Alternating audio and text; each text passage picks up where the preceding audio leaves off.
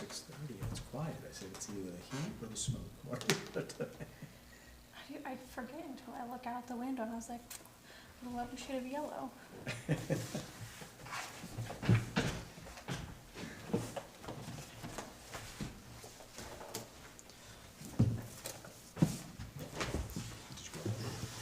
What? Were you having fun? No. No, my parents actually having fun taking good photos. Oh, I wish. I wish.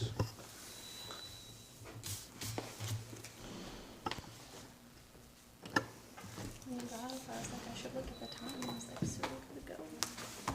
You know, that's the only reason I came over, because I knew it was going to take a few minutes to get it on and get stuff going.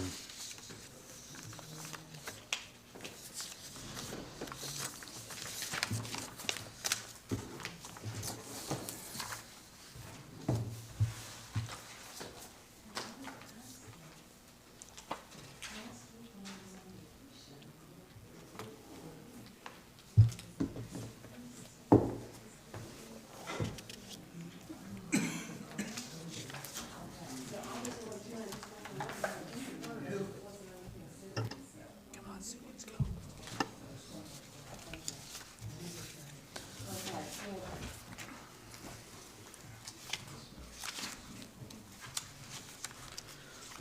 Did you guys hear about that alert last week on his education about the bicycles Mm-hmm. that got hit? On Churchview? Yeah, whatever happened? I don't know. He said he was away too. Yeah, I don't know what happened with that one. It was, I did see I it. think we got the alert right before we had our executive session. It was like that morning or something. Yeah. But they said they transported them, but I don't know. Nobody knows, seems to know what happened. You guys ready? Yeah. We'll give them a minute to sit quick. Come on, let's go.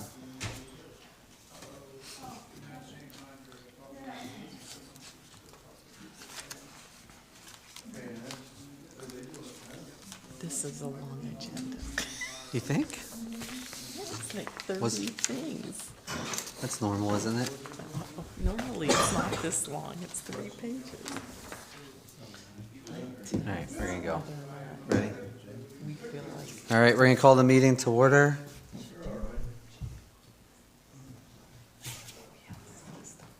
You good? Can we all rise for the Pledge of Allegiance? I pledge allegiance to the flag of the United States of America and to the republic for which it stands, one nation, under God, indivisible, with liberty and justice for all.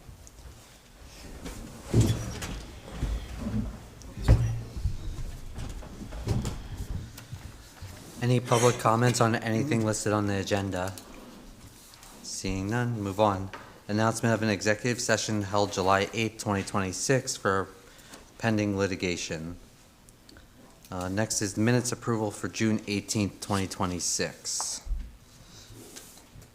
If you had a chance to review, any comment?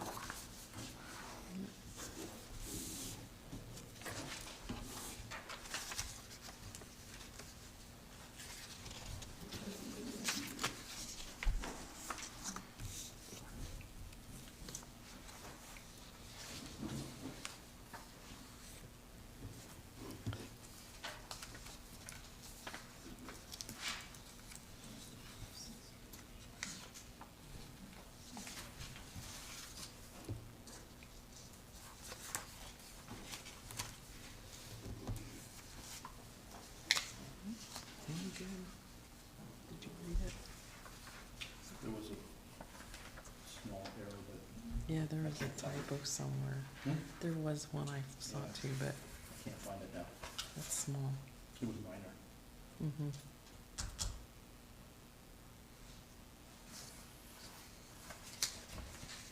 Just the wording. Yeah, You saw that too? yeah, like the word buy or something. I can't find it.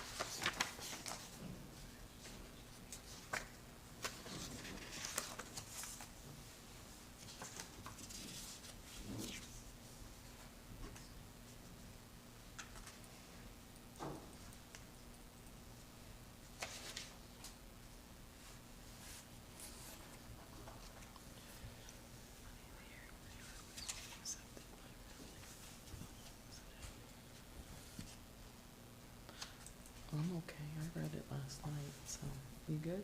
Mm-hmm. I make a motion to accept the minutes for the June 18th regular meeting. Do I have a second? I'll second that motion. Any questions? All in favor? Aye. Aye. Aye. Next is the Township Treasurer Report. Sue, you want to read it for me? Sure. Thank you. Township's Treasury Report for July 6, 2026. General Fund, there's $2,165,230. The Historical Registry Fund has $5,735. The Fee in lieu of Fund has $24,000. The Sewer Fund, $77,178. Capital Improvements Fund, $427,877. The Fire Fund, $510,073. Highway Capital Improvement Fund, $363,073. State Liquid Fuels Fund, $353,525. And the Developer Escrow non-township funds, $32,262. Do I have a motion to approve the Township Treasurer's Report as read? I make a motion to approve the Township Treasurer's Report. I'll second that motion. Thank you. Any questions? All in favor? Aye. Next is authorizing paying 2026 bills, July 2026 bills, sorry. Do I have a motion to pay the 2026 bills? I make a motion to pay the July 2026 bills. I'll second that motion. Any questions? All in favor? Aye. Next is the May staff reports.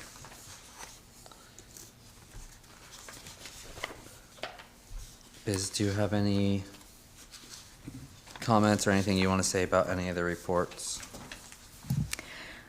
I will point out in the manager's report on page 2, I note that I attended the library story time that they conducted in June. It was their first one. 7 children attended.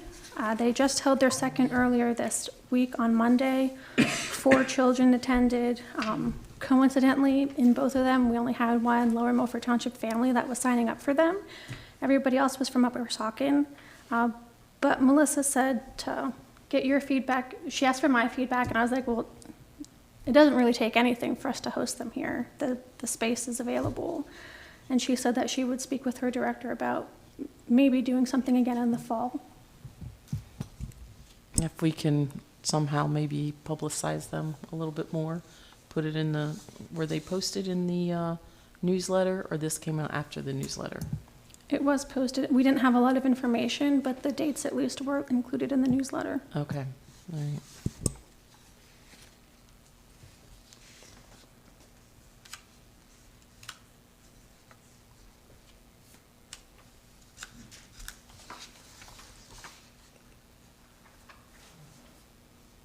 Sorry, I'm just recognized that there's a hot tub that remains on West Mill Hill Road Yeah, I saw that too. with people dumping, and they dumped the hot tub. West Mill is a favorite for illegal dumping, yes.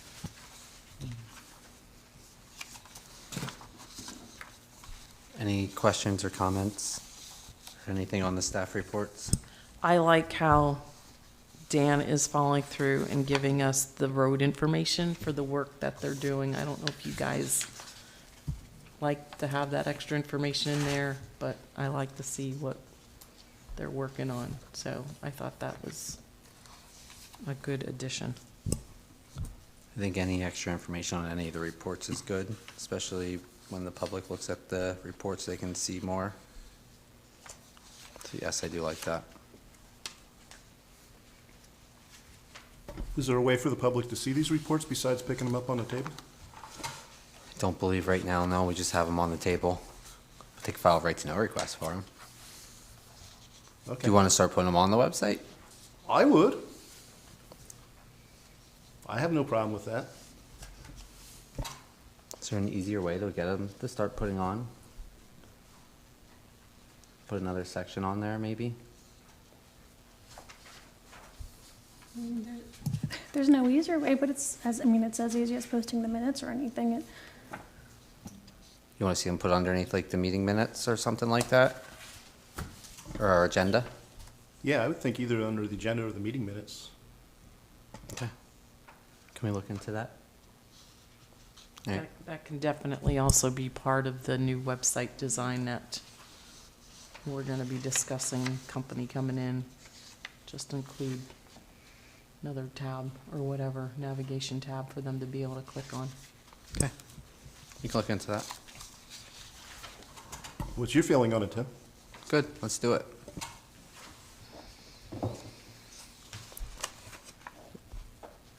The only thing I'm looking through this is the zoning report one. Well, that's what I was wondering too. Might be a little bit too much. The zoning report that the public gets is less detailed.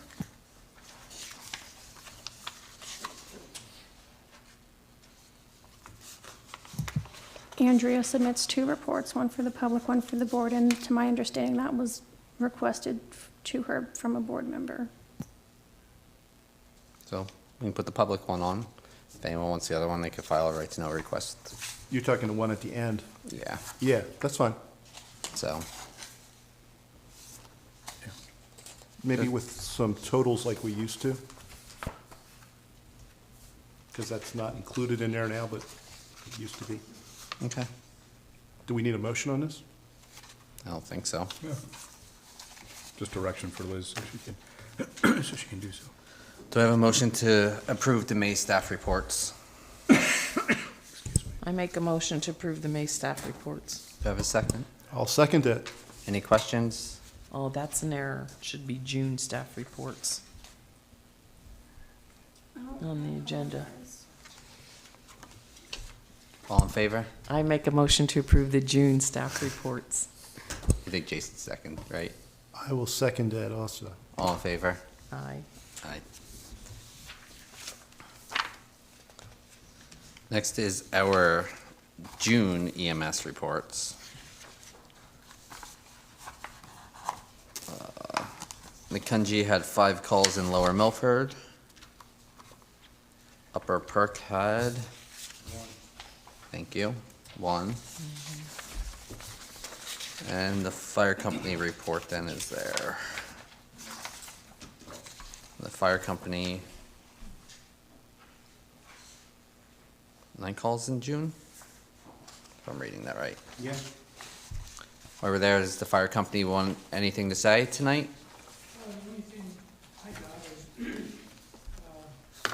we're doing a hokey sale every month, including August, if you want to come to it.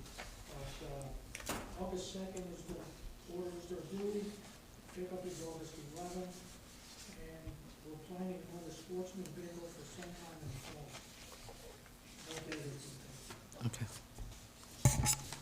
Quick and easy, that's it? Thank you. All right, moving on. Subdivision land development, nothing, so we'll go to old business, which is the zoning ordinance update. We did get some feedback from Upper Milford. I believe there may have been something that was written in there twice in a typo, which was fixed. And I thought there was another one, wasn't there? The other comment was from Valerie Liggett, the township's appointed secondary zoning officer. She supports conducts our timber harvests, and she was in agreement to Brian's comments from Upper Milford. Valerie from Gilmore and Associates. She wrote, she wrote. Okay. You weren't aware of that? Huh? You weren't aware of that? Nope. Yeah. She wrote it. All right. So we're not acting on anything, just announcing that, right? We are still within our 30-day review what I period, thought. so there's still an opportunity for the county or other members of the comprehensive plan to come back with comments. Moving on is the Janes Lane update. Which we have an update from Jackie, from And they are, basically, they're working with a couple easements yet with the homeowner. And as soon as that is worked out, hopefully we can move more. They gave a couple maps to update. But that is what they are working on yet. Any comment on anything with Jane's Lane?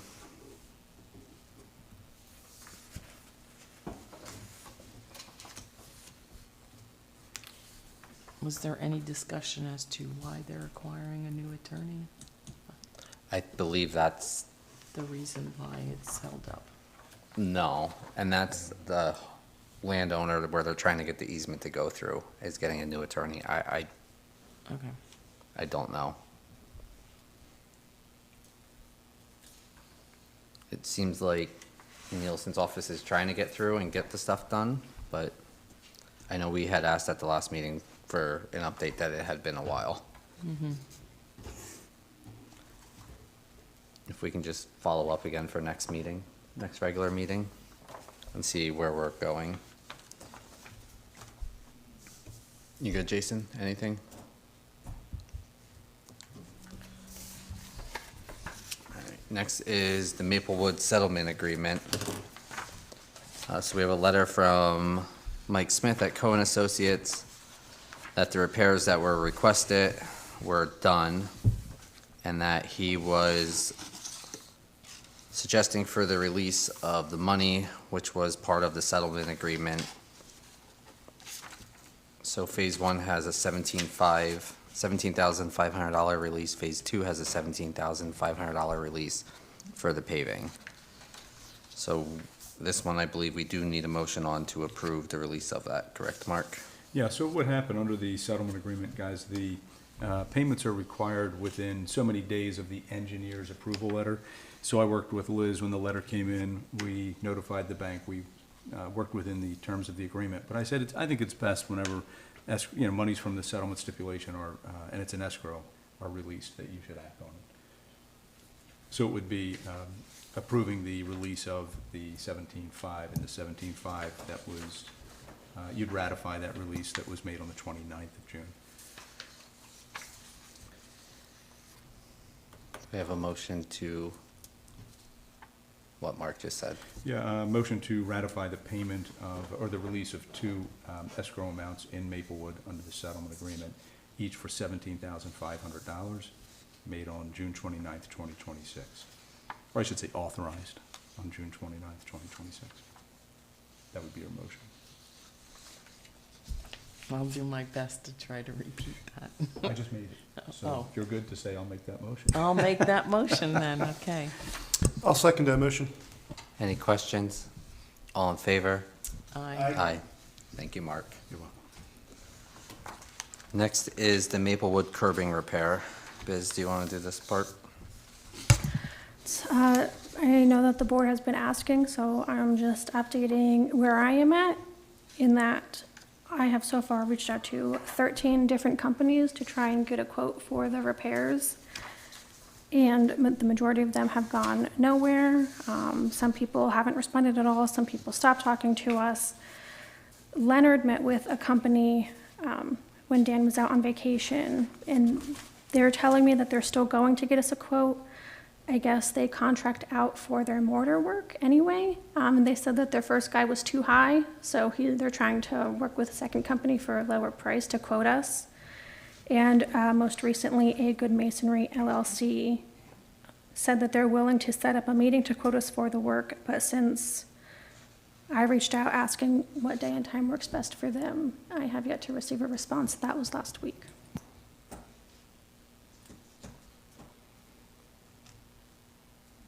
Questions, comments? Good?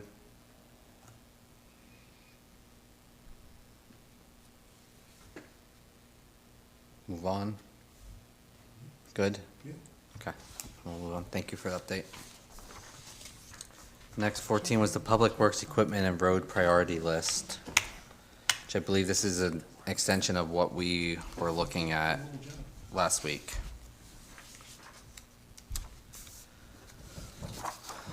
So we had asked for some of these. Number one was being the safety strobe lights put on truck number 4 and number 5.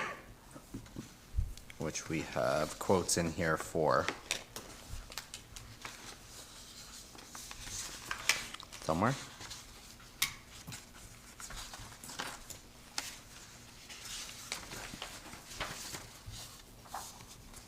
Oh, no, sorry. Oh, it's the second packet. Yeah, I found it. I messed myself up here. So for the GMC utility body, there's a quote from EM Kutz to outfit it with the new lighting. And that quote came in at $4,904.19 for the safety strobes to be installed on the GMC. That includes a back rack there, too. Yes.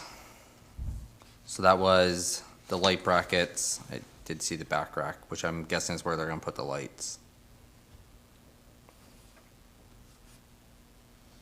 That was the one with the back rack, right?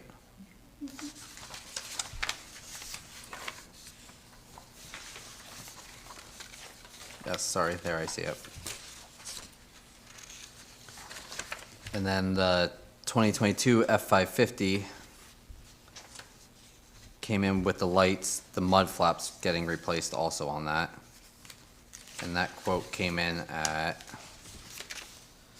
$5,830.04.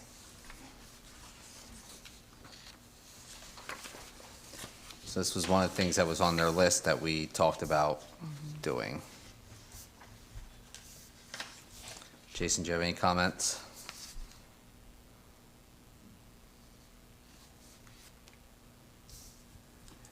No, I mean, I think it's something we need for the safety of our road crew. I think we discussed it before. Do you think the price is good, bad, high?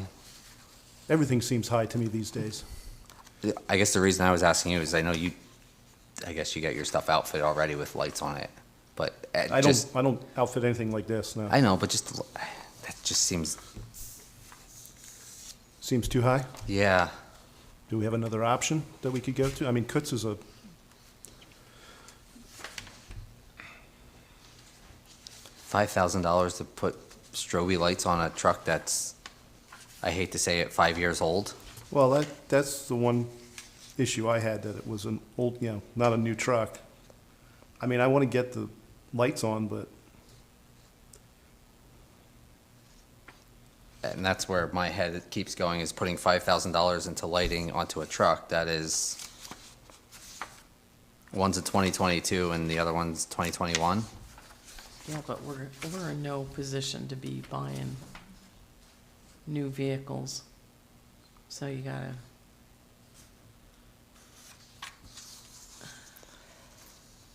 I get it, but I'm like, we've got other vehicles that need to be replaced, so, I'm not saying that, it's just $5,000 to put it yeah. in a truck, Is that all? per truck, so $5,000 and $6,000 basically, if I'm rounding up, because I'm gonna. Yeah. So $5,000 and $6,000, so $11,000 to put lighting on 2 trucks. I don't know. I'm all for safety 100%, but that just seems, None of our guys have the ability to do this in-house? I don't think we have the manpower at this point to do it. They probably could. But, I mean, couldn't I buy a stupid light bar and throw it on the top with a suction cup and run a power cord down through that they plug in for $800 at this point? I don't know.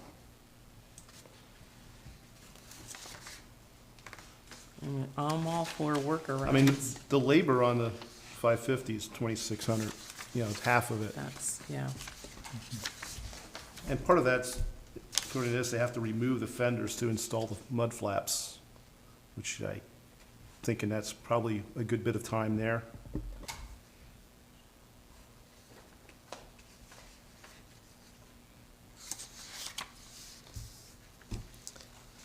Though the other truck is $2,500 for labor too. Mm-hmm.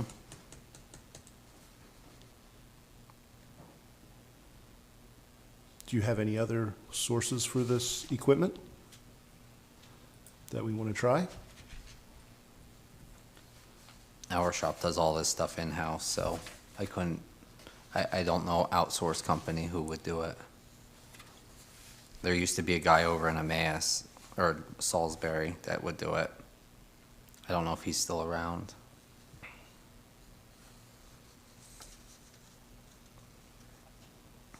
Is what you suggested an option that we can do with the lights for $800? Let's try it. I don't know if they're really $800, but No. I mean, I'm just saying, we can try it and see if it works, or at least just do it on one and see how it works out, and then if it doesn't, we get, I don't know, is it throwing money? I don't know, do you want to try it for another proposal?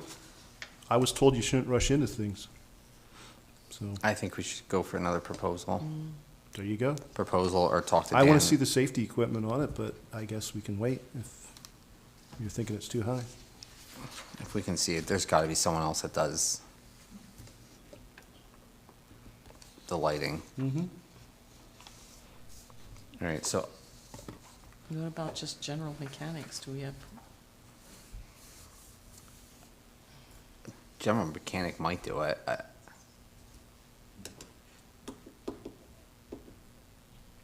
don't know. I know who the general mechanic that the township uses won't do it. Who we go to for inspections and stuff. He doesn't Yeah. do stuff like that. So are we putting this one on hold for right now and seeing if we can get another number? You good with that? yep, Letter A.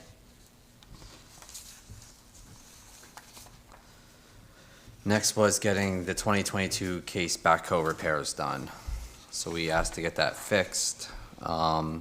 This is an estimate to all the bushings and pins for the cylinders for the rear hose wing. An estimate for the extended hoe wear plates and shimming. So this quote came in. So they did it by pictures, is how PowerCo actually did it.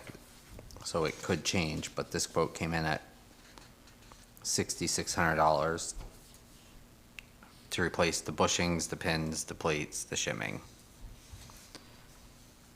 So it was $1,400 for parts, $4,200 for labor, $500 for hauling, $500 for the shop, miscellaneous fees. So we have a backhoe that, we talked about this. I think the more you let it go, the more you're gonna wear, the more you're gonna mess stuff up. It's not that old of a machine. No. It's a 4-year-old machine. I think we should move forward with that repair. So are you making a motion to have the 2022 case backhoe repairs done at a cost of $6,600? does any of this still have a warranty, No, or is No. it beyond it? that stuff won't typically be warranted anyways. Okay. I'll make that motion to do that repair on the case backhoe for $6,600, with allowing for some additional money in case they run into something else. So their estimate says does not include complications from broken hardware issues seen with construction equipment. Estimates can go up 10% greater than the actual amount. So I will allow for that 10%. So your motion would be to have repairs done up to $7,200? Yes. I second it. Any questions? All in favor? Aye. Aye.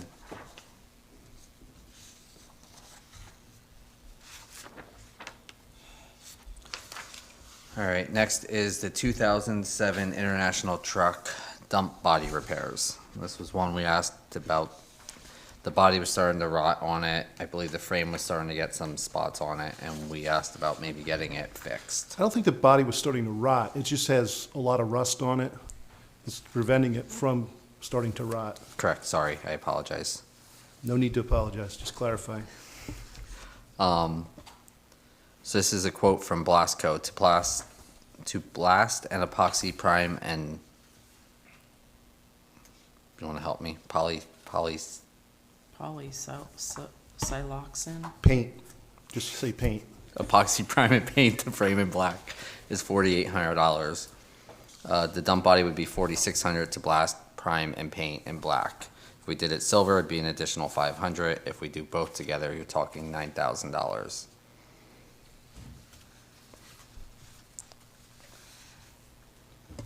Questions, comments? And we can't apply the same paint on our own, have it blasted? No? It's the cleaning that's the biggest part. That's the blasting part, getting all that. Because if you just throw the paint on, it's Yeah, gonna no, come right no, back. no, I know, I do a lot of that, so I just thought, can we get the blasting done and then have the guys paint it here? We're not set up for that. All right. So we would buy and do everything else, it would be, Well, I do all that myself at home. I'm just saying, I do a lot of stuff like this on my own and save a lot of money, but, It's a lot for an old truck, but if we don't do it, that truck's gonna be, yeah. I took a second look at it again today. And, you know, there's quite a bit of rust on that thing, you know, on like the air tanks. The frame itself isn't real bad at this point. But I think that truck only has like 30-some thousand miles on it. Dan said it's a good running truck. It's, you know, it's a usable truck. So do you put $9,000 in that truck and hopefully get another 4 or 5 years out of it? Or do you go out and buy another truck, a brand new one for 120,000 or more? Well, can we look for used ones that are in better condition, or no? you don't know what you're getting. And then the other thing is, are they gonna need to do, if it's heavily rusted, is there gonna be needed welding on any of the spots? I think Jason looked at that one closer, and it's more just surface stuff. Yeah, it is, at this point, but, you know, that's why we have to make a decision now rather than later, because I think there'll be more issues if we let it go. Well, that's where the epoxy comes in too, is to fill any holes that currently exist. Yeah. So you seem like you're in favor of it. I hate to spend the money on it, but I think in the long run, it'll be worth it.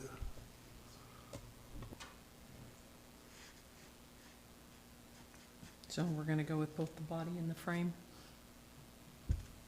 Is that what you're thinking? So what are your thoughts on it, Tim? You're looking at me wondering, what do you think?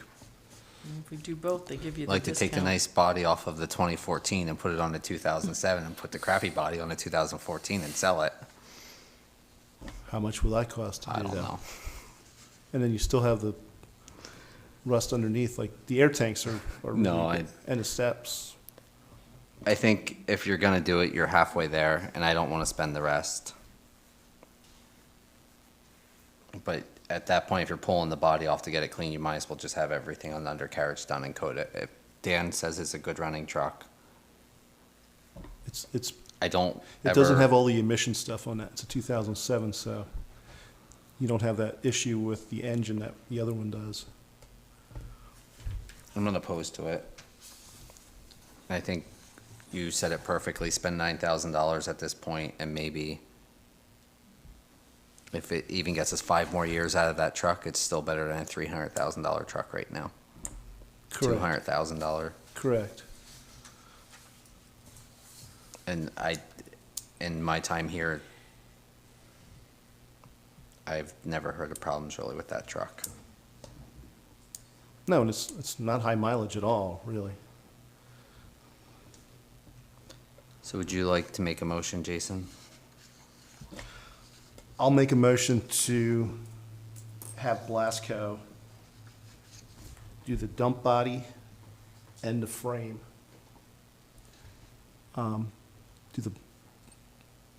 Do the blasting, prime, and paint for a total of $9,000.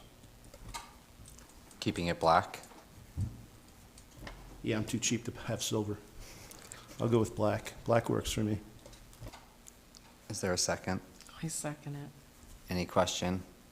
Yes, sir. Yeah, he was talking about black, it doesn't show when it starts to fail. You know, like you see, on a lighter color, you can say, oh my God, look, this corner, we better touch it up, you know, just a thought. Okay.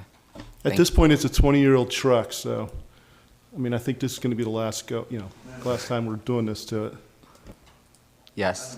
don't know what options it would be either. The option for the silver paint is $500 extra, so. No, no, That changes your mind? yeah. That's what changed my mind, too. I just want to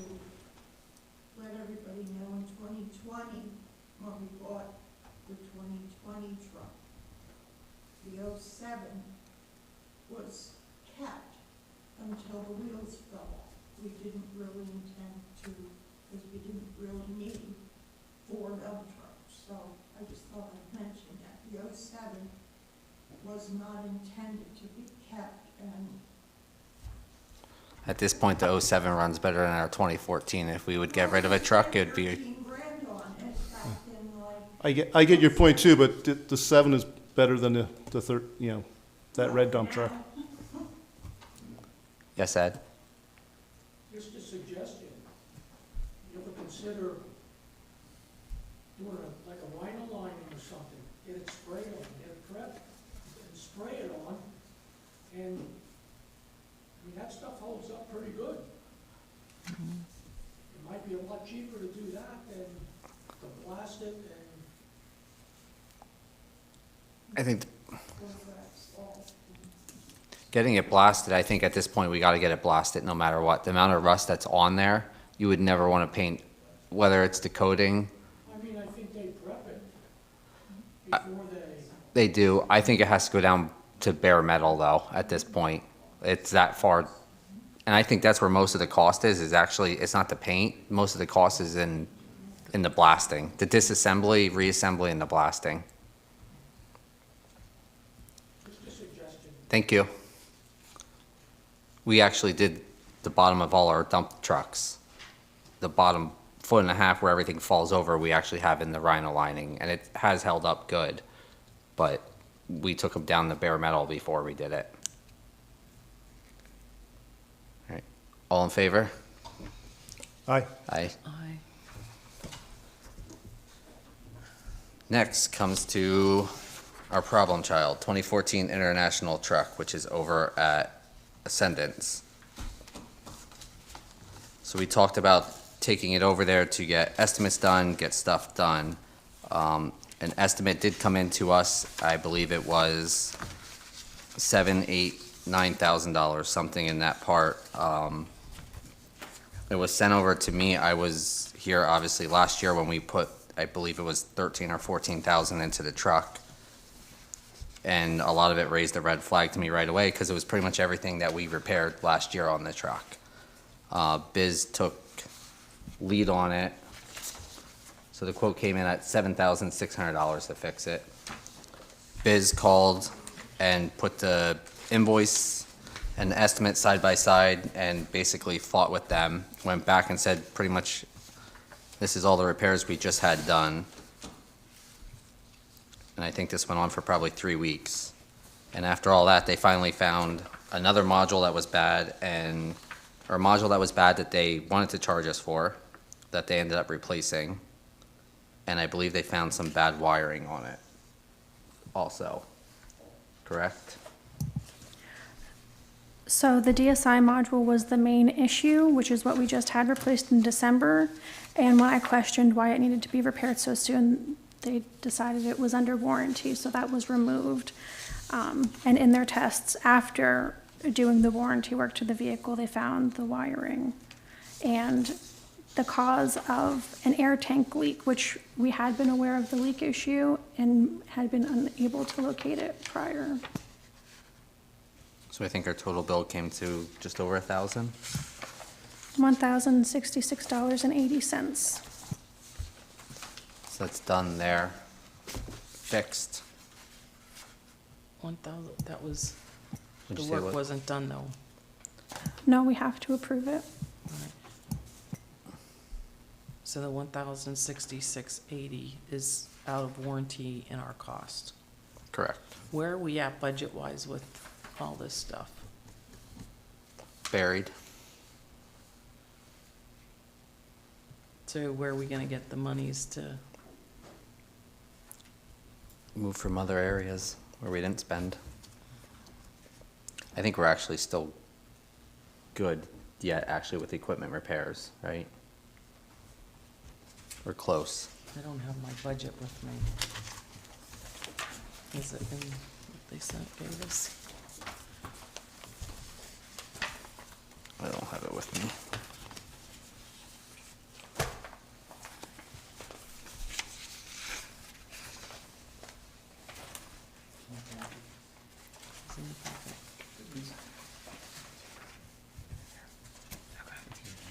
Yeah. Do you have it?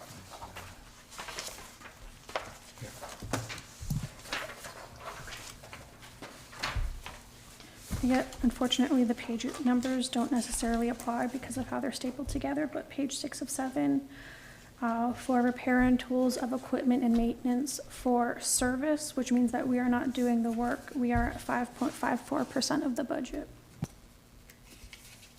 And how much? There's 16,000 we have budgeted. Am I looking at the right amount? That is correct, yes. Though when you look at the supplies for work that we are completing, we are over budget.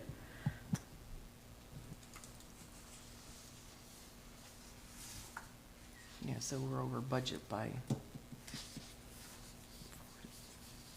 $4,000. So we take that down there.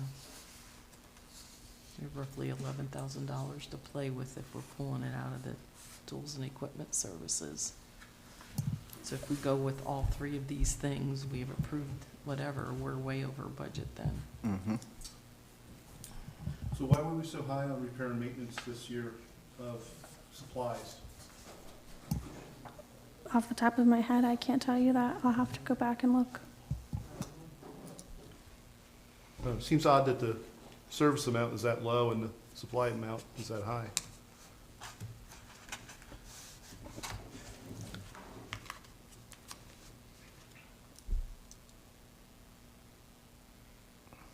The tires for the loader? No, we didn't do tires on the loader. Didn't we purchase? That's a separate line. Trying to think what we, I mean, I can't imagine what we spent $19,000 for repair and maintenance on supplies. an easy way for us to find out. What? Said the easy way for us to find out.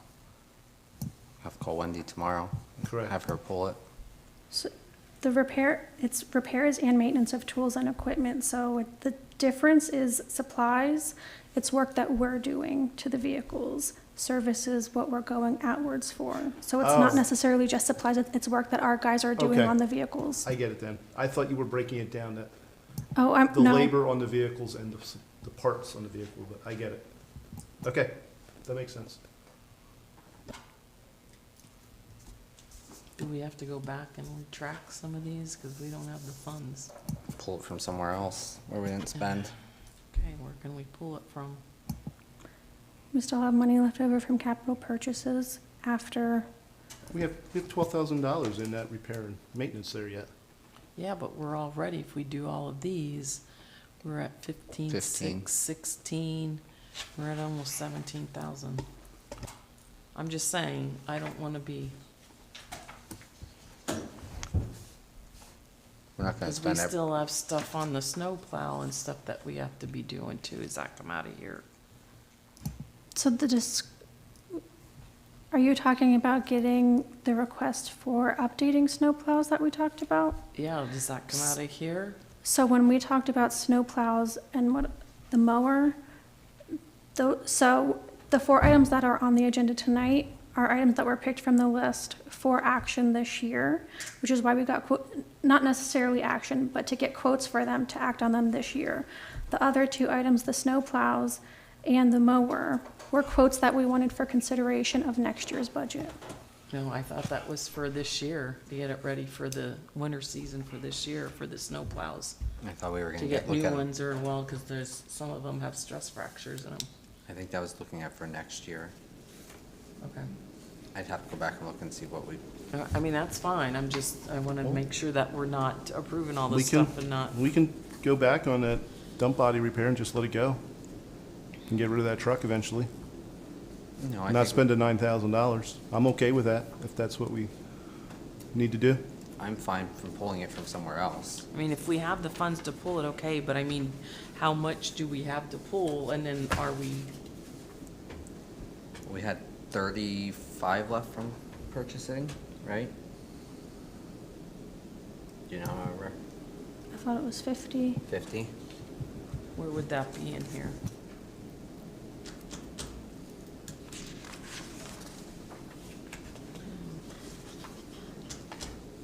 Sorry to throw a monkey No. wrench, guys. That is the page before it. I mean, at this point, we 507. definitely need to spend $1,000 on that red truck. matter 'cause what. We're that close. Yeah, and that's not the big purchase item. So I'll make the but- motion to spend the money on to get the 2014 International repaired.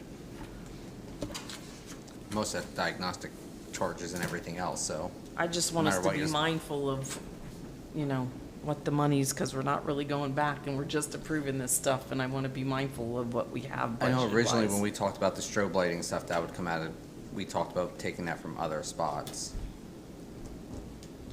It's gonna have to get moved around. If you want for our next meeting, we can get a full breakdown of everything. I think that would Have be Wendy get us wise for one. us to have. But, I mean, out of this stuff, if we're fixing any, I know we already,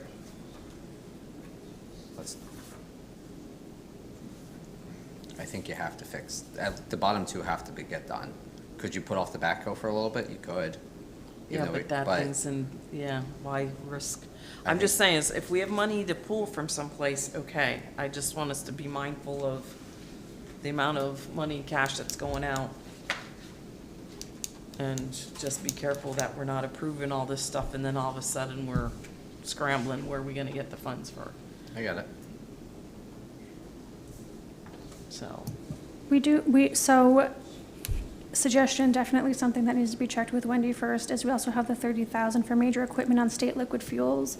But I definitely would want Wendy's verification on what qualifies and what doesn't regarding equipment that we can use that for. okay. So Jason has a motion on the table. I guess Sorry. I'll second it, but going forward, we're gonna have to, we're strapped, We'll look. so, okay. Any questions? All in favor? Aye. Aye. So all three of those are standing, correct? So yes, B, C, D, all of them getting done. And Item, we're looking for another possible mechanic, another quote from an outside source for the electrical stuff. for item A, yeah. Yeah, okay. Or I hate to say, it, even just looking for something to go on top of the cab for right now. Trust me, for how people drive around here, and when you're on a tractor, riding that tractor around, and they're coming flying up behind you, they don't even pay attention to the strobe lights that you have on the tractors, so, but any little bit that you can put out there. All right, moving on, Fire Service Advisory Committee.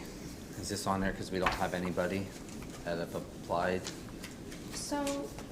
So at this point, we have not received interest from the public.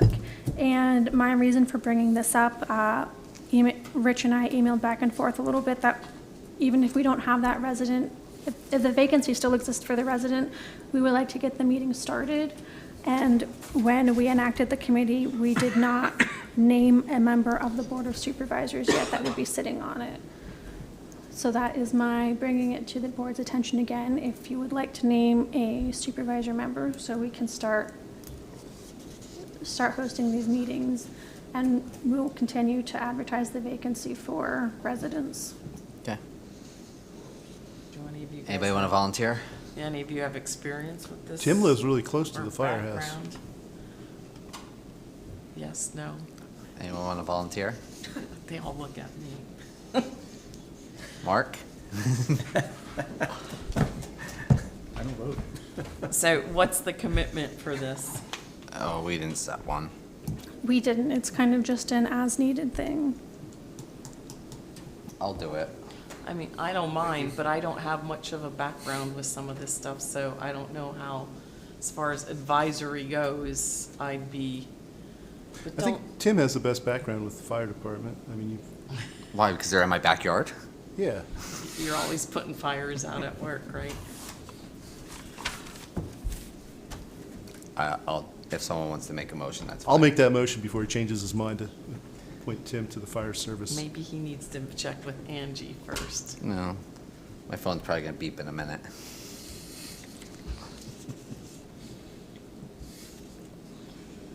Is there a second? I second it. And I'm not voting or anything because it's involved me, so Any questions? All in favor? Aye. And obviously I'm abstaining. Moving on. New business. Appoint public works positions. So we have a letter. Sue, or Jason, one of you want to read it?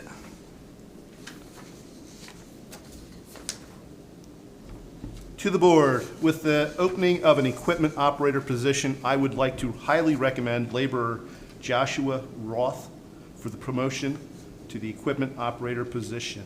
From day one, Josh has displayed awesome work ethics, great attitude, and disposition, has taken initiative, shown interest in learning more, and worked safely with others while keeping the best interests of the township in mind. His high level of work-related intelligence and common sense is immensely appreciated, with immensely underlined, by the way.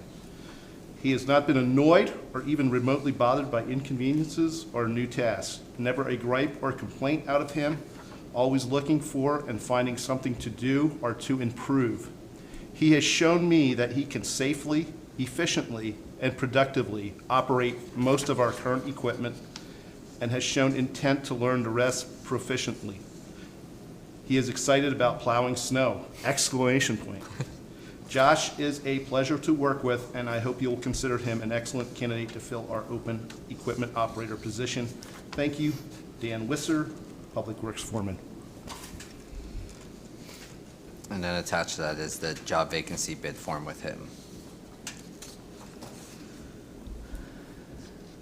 Comments, questions, concerns? So we have a couple of candidates coming in for the equipment operator position, correct? For Yes. interviews. Shouldn't we be waiting to see, because I mean, I read the one resume, he seemed like he had a pretty vast background in public works, more so than Josh.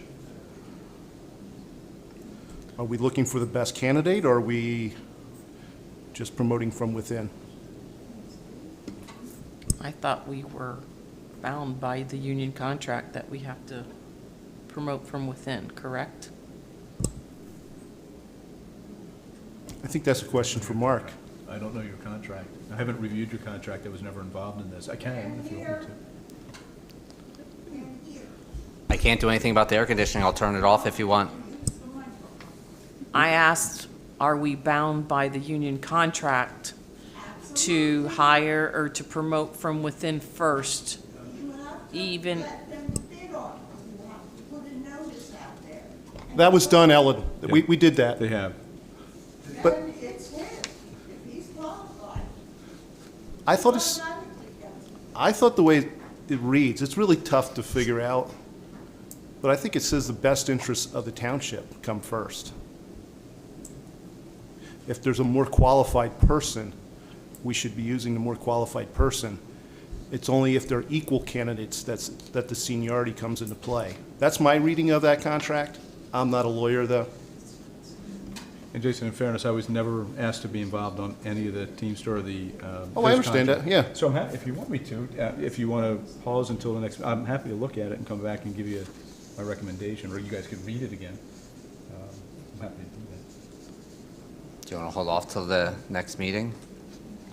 You would have interviews in the meantime then? yeah. Yes. I mean, did you talk to these the ones that are coming in for interview? Are they actually interested with the, Well, the you know, one- at the salary we're offering? For an equipment operator, Yeah. they did not ask in setting up an interview. Dan and I are open about it in our interviews, and we keep a copy of the contract handy with us. Does the posting say what the salary is? No. Did you read the resume for that one? I did not. Oh, he's got a long list of all kinds of qualifications for different areas, which would definitely be an asset to the township, but I don't want to violate the contract.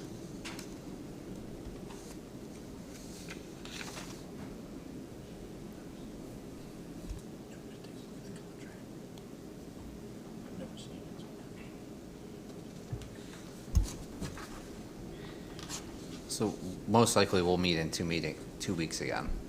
Do we want to wait to 2 weeks and have the contract reviewed just to make sure we're doing it the right way? That's also going to have the interviews done.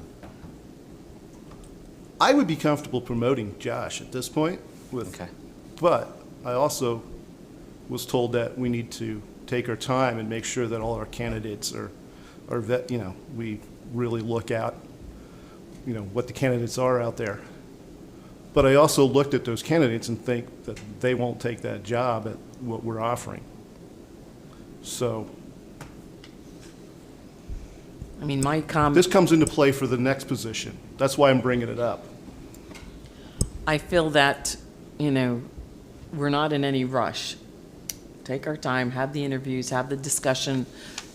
The one candidate who applied, his list of credentials is just very lengthy, and if he's a good quality candidate, he, I think, can bring more to the table than what Josh can, and could definitely be an asset. Has Josh, I know he has a CDL license, but he has never driven a big snowplow truck. Yes? No? Anybody know? I don't personally know, but I would guess no. Okay, so, and that's a big rig that you need to work, I would feel, up to, especially if you're not used to plowing snow.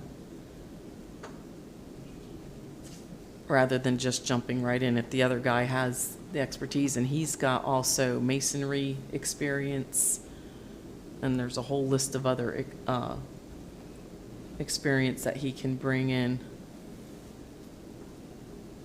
So I say wait, have Mark evaluate the contract so that we are complying and doing what we need to. I mean, I have no problem with promoting Josh to the position, but if we have another candidate who's extremely more qualified in lots of other areas, that could be a tremendous asset to the township. I say wait and see.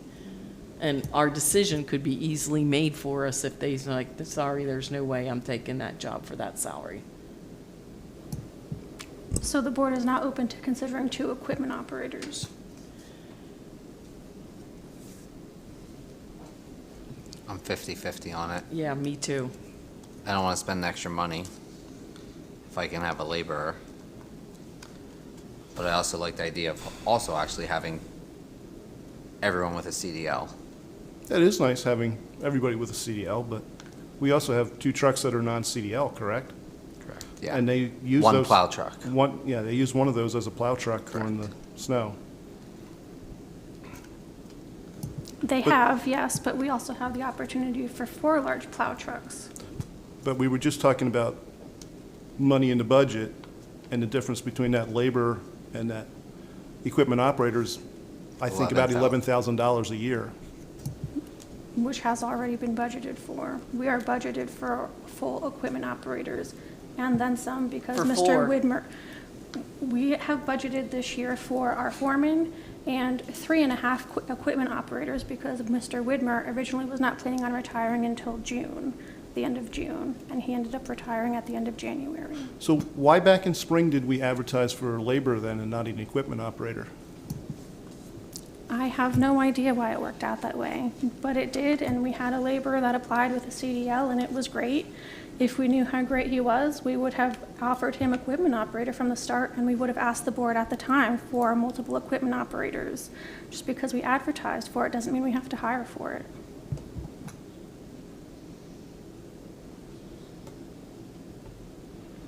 So what are the 2 of you? What do you rather see, a laborer or an extra equipment operator? Well, the work that is going to be required, do we have enough work at the higher level for an equipment operator to justify that salary? Or is a lot of the work that's going to be done more aligned with that of a laborer? I think that a lot of the duties have been shared, and it leaves a lot more flexibility. I think that there are aspects of the job where I could do it, a CDL isn't required, but that just is what it is. We can't help that a shadow vehicle is required by law. We just have to abide by it. It's only a part of the job. That's the paragraph there.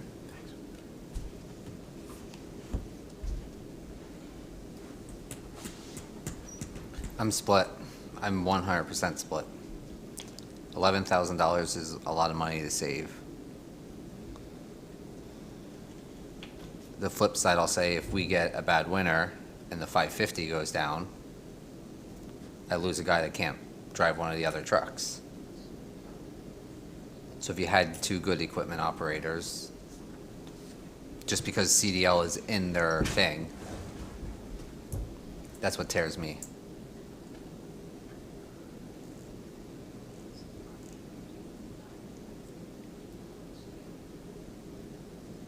Well, it's here, it says all job actions including but not limited to promotion, transfer, demotion, layoff shall be based solely on skill, ability, and performance as determined by the township. And then it says seniority should only be used as a tiebreaker.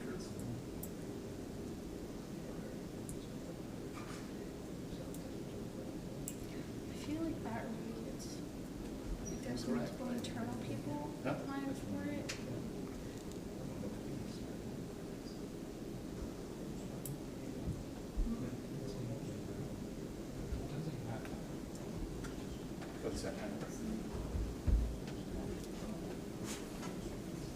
So I believe what Marcus just told me is we do not have to hire from within. We can hire from, Yeah, the contract doesn't, that paragraph that I was shown does not say you have to hire from within. So it says as determined by the township. Then if you have people within your department that you're looking to, it does say seniority, if all else is equal, would control, but that's not what you're doing here. Can we come back later on if we find we need another operator and then just promote Josh into that position? If we find that this other individual, I'm just saying, do the interviews and find out. The guy might say, sorry, I'm not going to take that job, or he may not come across. Wait, do the interviews, see how it plays out, because then all this discussion is for naught. And I mean, I'm okay with promoting Josh, but then we may have to hire, if this guy comes back good and wants the job, we may have to consider him as an equipment operator. But again, that's $11,000 more out of that budget that we're concerned about. Plus, we also have somebody that I think is qualified to be the laborer. Now, I've been told that we shouldn't hire him yet because we have other considerations, but I don't think the ones that applied are looking as a laborer position. I think they're looking as equipment operator. As the equipment operator.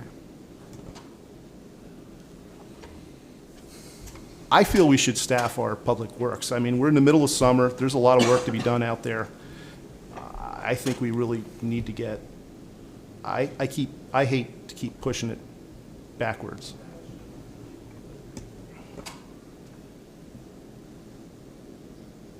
I say wait. Do the interviews, wait, see what his response is. Have you reached out to the candidate for labor and see if he's actually interested at this point? We spoke earlier this week, so I can confirm information for his driving record, which was clean. He does was have a made clean aware- driving record? He does. He was made aware of the stipulations of the contract and the pay during his interview. And he was still interested? Yes. Because, I mean, you're starting at $19 an hour for the first 4 months, correct? I don't know. It's 19 I don't something, know and what then the it goes math to is like, with the percentage. so it goes to 2387 then. It's low, really low. It is really low. I thought I had it. I did So look at it. I wasn't aware too, I don't know if you two were, but what we pay Dan and Leonard is a higher amount than what we pay anybody that we're hiring. Like if, once they're in that position after the 120 day, they don't go up to the same rate. Like if we hire another equipment operator, they're not gonna get paid the same as Leonard does. Are you aware of that? I am aware that that is how the agreement is written. Yeah, I know. was not a part of that agreement. Yeah. So Were you- even in were you hiring aware of that, equipment Tim? operators, After you sent it over and I saw the sheet, yes, then it, Were you aware of that, Sue? No. so a new hire would never make what an existing employee makes under the contract Right. terms. It's like, if you were an equipment operator when the contract was signed last fall, I think you're making 32 some dollars an hour, but a new hire is only going to make 28 something until the contract is up in another 3 years. 2 Just years. left. 2 years at A this little point, over 2 2.5 years. years. So even in hiring 2 equipment operators, we're technically saving money from what we budgeted for last year because everybody we budgeted for last year was bumped up then when the agreement Who changed. designed that contract? The union, they came to us with the contract. Who approved it? We did. Township, 3 supervisors.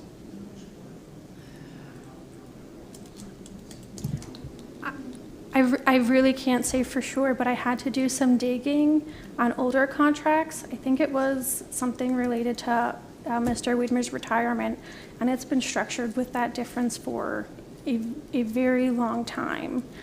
And actually, the earlier 2000s, it was 18 months that you received a percentage of the pay before you got the full pay. It was crazy. It's not structured very well to be able to find good quality help then. I'm still under the mindset to wait, have the discussion with the candidate. What's another 2 weeks? We come back at the workshop. I know you want to fully staff, but I mean, if this guy, maybe he's hard up, he can't find a job. It's hard finding jobs out there right now. Maybe he'll take it. He's working right now Is he? for another township, yeah. So, like I said, we have the discussion, our decision might be made for us. If he comes back and says absolutely not, then we don't have to worry about that. We can just promote Josh then from within if we don't have any other candidates, and then look at the laborer. Or, because I don't want to go on record to have 2 equipment operators if the need is not there for both of them. If we have the option of hiring another laborer. and So they're what happens willing if to we have a come back in. labor, we hire a laborer and he decides to get his CDL then? Because that has happened, can happen. Well, that's and our after con- the fact. And our We contracts hire- worded that we should encourage that. Well, and that's fine, and then maybe we can look at, well, that's all within the contract. That's out of our hands, right, as far as promotional stuff, if incentives, so they go and they get more certifications or anything, we have no control over giving them a pay increase.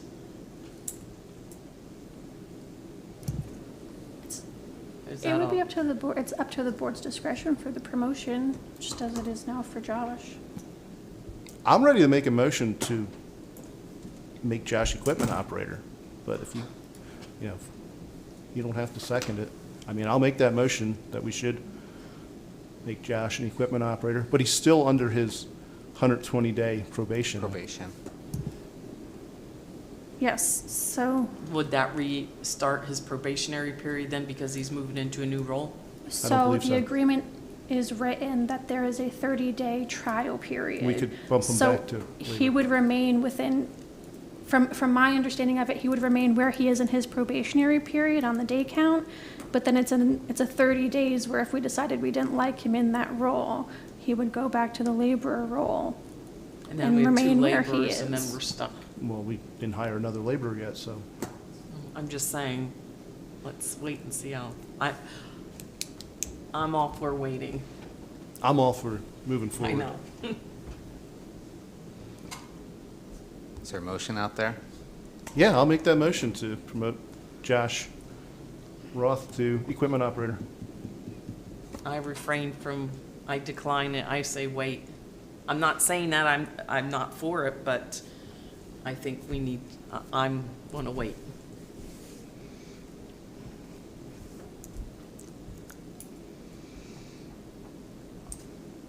I think you're gonna have a hard time finding another candidate that has that CDL that's gonna want to work for that price.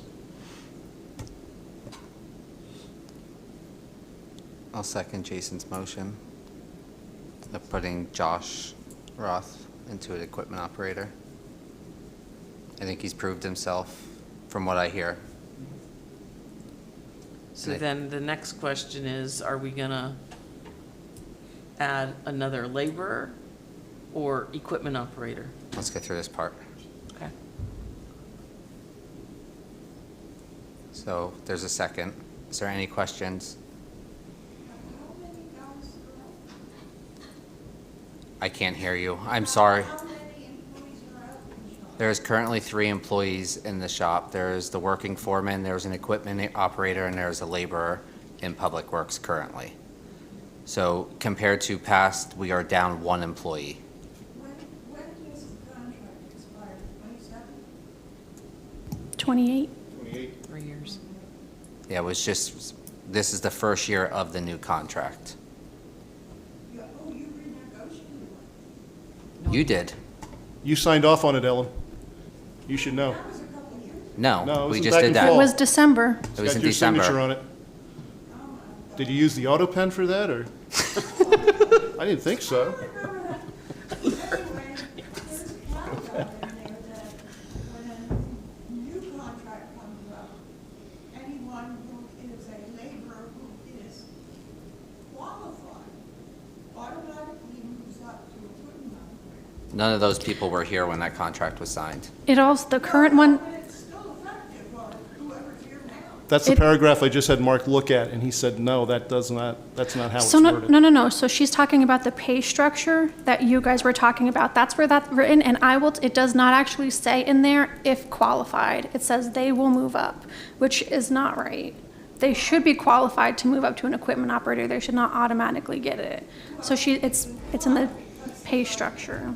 The job description for an equipment operator, if they cannot meet the qualifications, then they don't get it. Whether they- Now, I don't think anybody would argue that. my one concern with Josh is, does he have a tanker endorsement on his CDL? I cannot tell you off the top of my head. I will have to check his personnel file. Because the requirement for that equipment operator position is that he does have a tanker endorsement for I'll spreading check. brine. I mean, I don't have a problem with promoting him with the stipulation that he needs Gets to it. fulfill that in a certain period of time. Would you like to set that period of time? I was gonna say, do you want to, Or wait before for we verification. do an all-in, do you want to redo your motion? I will add to my motion that with the promotion of Josh to equipment operator, if he does not have that tanker endorsement that is required as part of that position, he has to get it within 6 months. And I'm fine with that. I would still second your motion. Or did you want to go on lower amount? That's fair. No, 6 months is 6 months fine. is fair. Yeah. How big is our brine tank now? 500 gallons, I believe. Is it portable? Yes. So it goes in the bed of the truck, yes, and then can come out. I don't know. I looked earlier, and it says if it's portable under 1,000 gallons, you don't need a, It gets fastened to the truck, so it becomes part of the truck. I don't know, that's so above my head. I don't have a CDL, but I do know, as old as our job descriptions really are, we did used to have a tanker-specific truck. We sold it a Which I couple years remember, yeah. ago. So anything over, I believe it's 97 gallons carry. it's 119. 119? I looked today. They upped it, 119 gallons that is fastened to a body of a truck. You become a tanker.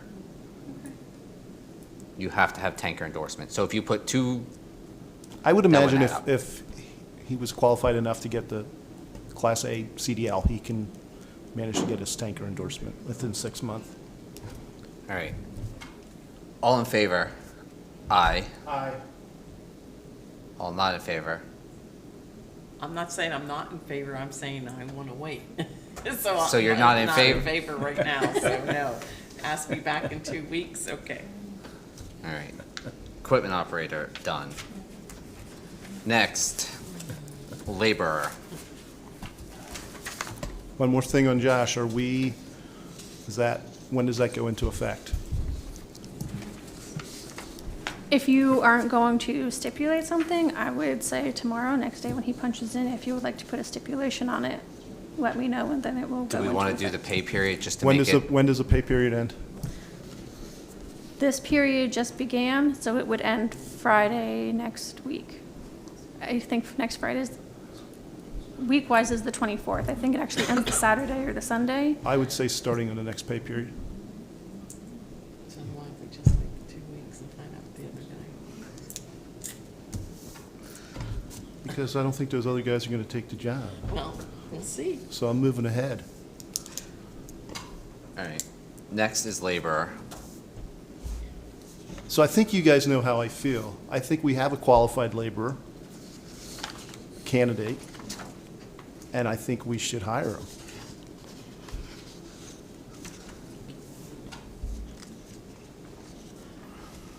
And this is where I'm 50-50. I think we, again, wait, because the credentials of this other guy coming in, and if he would take the position, we're crazy to not hire him. With his credentials, if he took this position with what we're paying, he'd be crazy. That's my take Okay, on well, it. then let him make that Yeah, that's decision true. for us. But I'd have to, me personally, I would have to wonder what is wrong that why is he taking that position at that price? Maybe, where does he live? Quakertown. Quakertown, where and does it's he right work? outside of Horsham. He works right outside of Horsham. So this would maybe be closer? He lives on the other side of Quaker. He lives like All the way Lake down Lake Richmond. Nuckamixon. Yeah, Yeah. the lakeside. I'm just saying, I don't know, people have reasons why they do stuff, why he's leaving, I don't know. Maybe it's just an awful work environment for him at that other place and he's looking to get out and I don't know. But wait,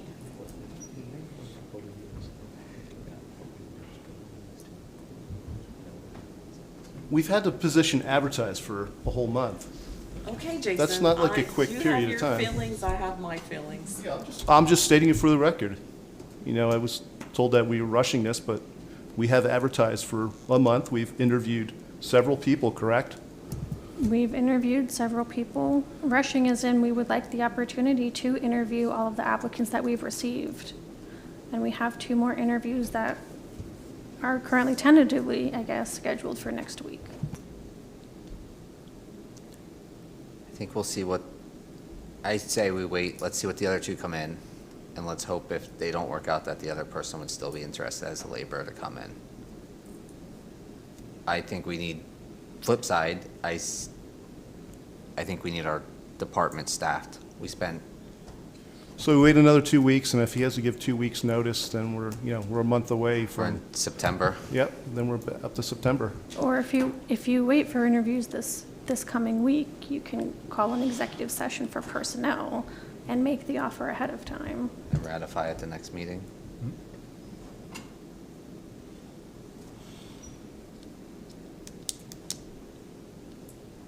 Good? No, I'm not. I'm ready to make a motion to hire the next guy, but if you guys won't second, I won't make that motion. When are the interviews? Wednesday and Friday.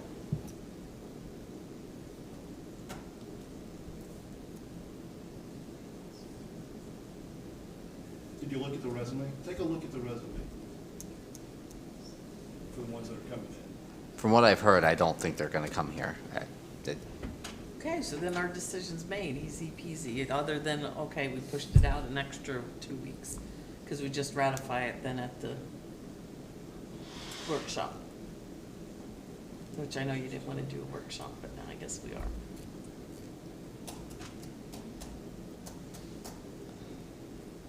I'm gonna say let's wait a week, is my. But I will, if you want to put your motion out there, you can. I think we should reach out to these 2 that are coming in, if we haven't talked what the financial is, and explain it to them, and see if they're actually still interested in coming in. I can do that. I know that the Wednesday applicant did call in advance and ask some questions, but that was about a week ago. I really can't recall what we discussed before he submitted his resume. Can we do that? Let's just Absolutely. give them a heads up, just let them know what the salary is and make sure they're interested, and that In could, the future, can we just post salary ranges when we post there is no these? range, it's, But yes, absolutely. I Yes. just think that will help alleviate some of this. to help, we'll call them and make sure. Yeah. Then we don't have to wait a week for them to Correct. say, no way, I'm No not way. taking that. Because that's what one of them came in and said before with the interview, right? Yes, and he had been made aware of what the pay and benefit was over the phone before he came in for his interview, so that one was interesting that he still asked for the interview.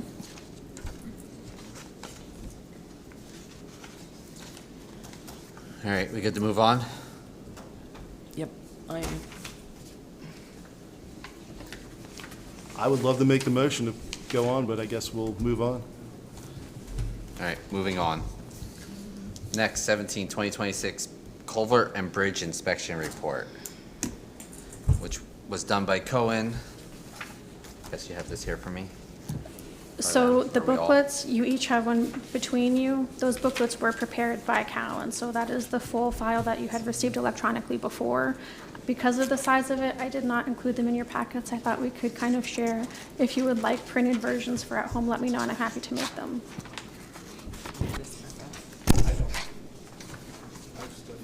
Jason, I know you went through this in detail. Would you like to? So I guess my first question is, what do we do with it now that we have it? Historically, what do we do with this report? Do we do everything that they're requesting, or do we pick and choose? So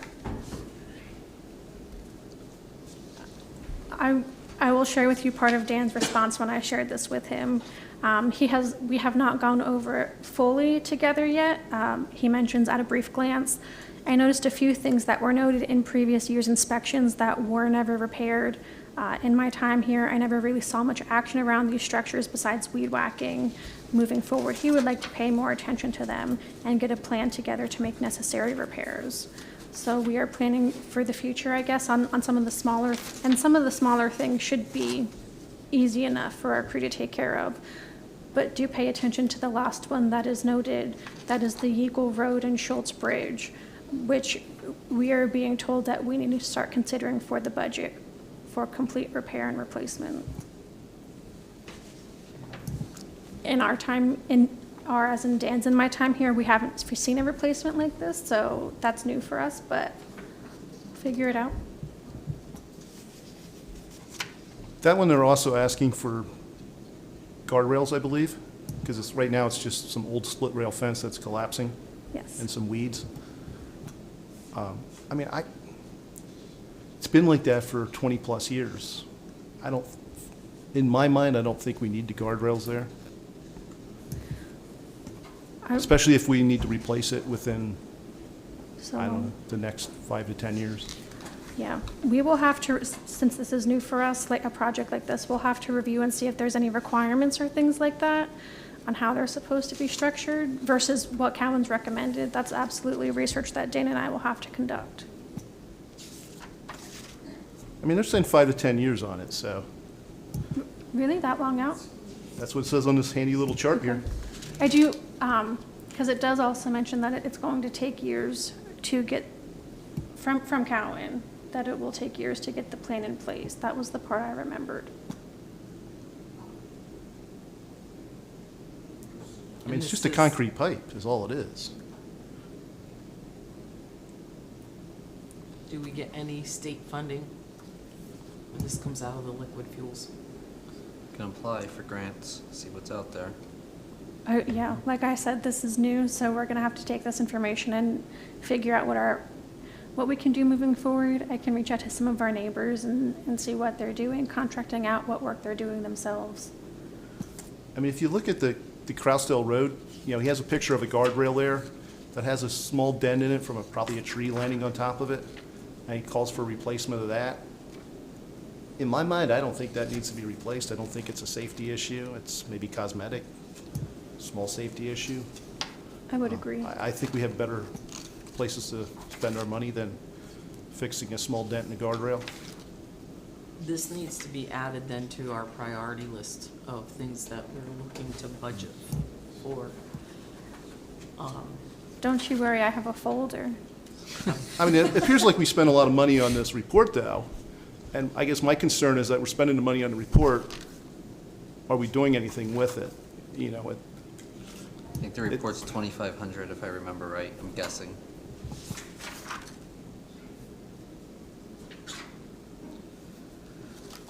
I think a lot of this is a lot of little tiny things that the road crew can start working on some of the small stuff.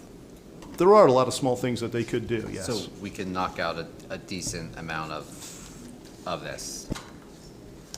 Like structure 6, reflective shoulder markers, easy to do. Structure 7, the guardrail. I think I agree with Jason at this point, leave that go, but going through and removing, maintain the excessive vegetation along the roadway to create positive drainage, that'll help. We can look at what the concrete is and what has to be there. Well, and that's something that needs to be addressed too, because I know at the bottom of Beverly Hills Road and Limeport Pike, we have a cauldron or whatever down in there, that gets jumped up all the time, and the township doesn't come out. It's PennDOT's. That's all That's PennDOT. all all right, well PennDOT's. then PennDOT. So good luck getting that fixed. And then the other thing too, I wanted to so like out where Lounsbury is, and they sealed that shut, that's PennDOT, right? Penn- That's also PennDOT. Is that gonna have any issue? I just have a friend who's dealing with MS4. That is outside of our MS4 region. Our MS4 region is within the village of Limeport outskirts. It's Perfect. absolutely wrong, but Ed did say that they came back and opened it up after his or Ron's complaints. I mean, they definitely shouldn't have closed it up, No. but It's open now. yes. So the still MS4 needs some issue is attention, down in but- Village Center that we have to be MS4. concerned with. Yes. I will note that a lot of the work that needs to be done could be done with a laborer position rather than an equipment operator. Just saying. He's beat that horse to death. Let's move on. I think the Public Works can start working on some of this, and then I think, yes, number 12, structure 12, we maybe should look into some stuff. That one actually has gone down on its rating. Number 10 actually went up, but they still say that there's only 5 to 10 years left on that one. So, But do you feel in number 12 that we should replace the wood fences with guide rails and markers? if we're gonna replace the bridge, no.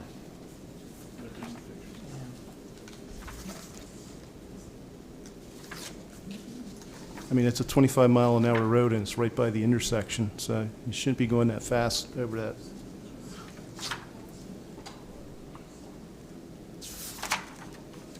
My only concern though is like wintertime icy roads.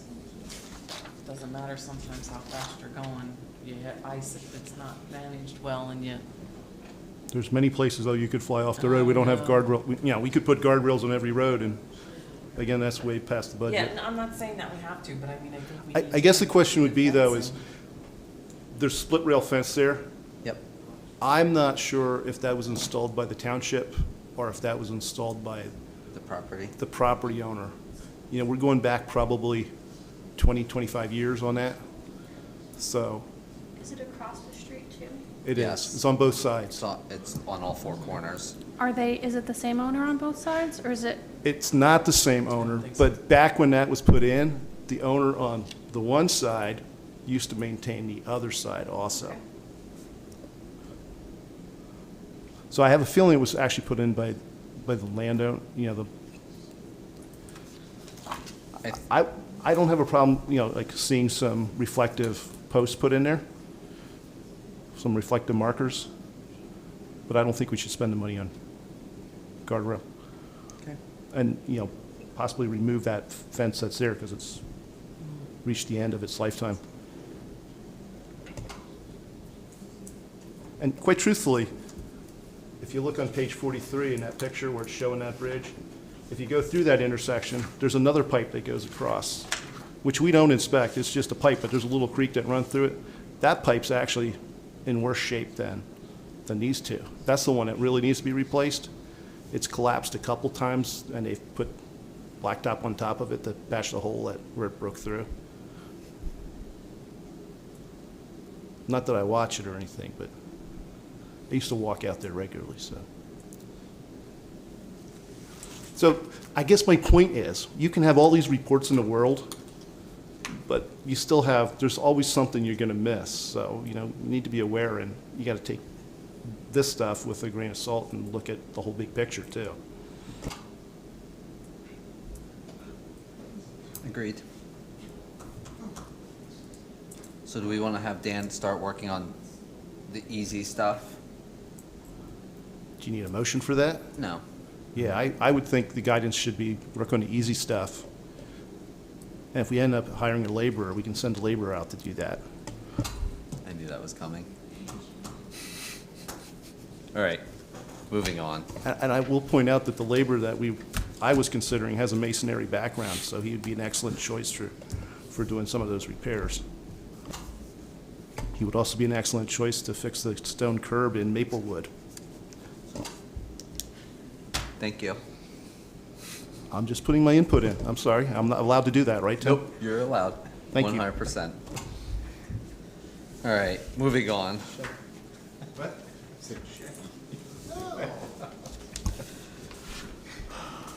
We're only halfway through this. Oh. Told you it's a long one.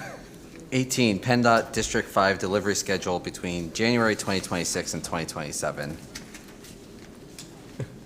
Biz, do you know what this is?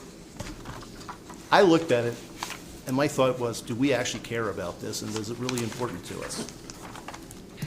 It's really just an update from PennDOT on work that they're planning on doing it within the municipality for the next year and a half. There are some things that are countywide, including some sign maintenance, weather pavement markers, bridge preservation and repair. Are we even on the list? So I believe we are, but it really doesn't spell it out what they're doing in Lower Milford. So I narrowed that down for you, and on the second page, it is not in an 11x7, it's in the regular packet.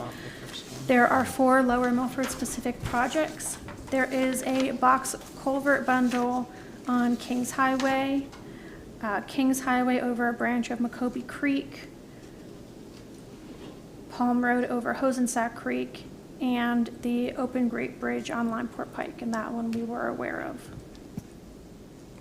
Cool. And then there are some Lehigh County district-wide ones that may So what are or the may two dates not. on that chart? There's 2 different dates on every line, so it doesn't break it out what those dates mean. The first date in bold is the let date, and the next one is util design, UTIL design.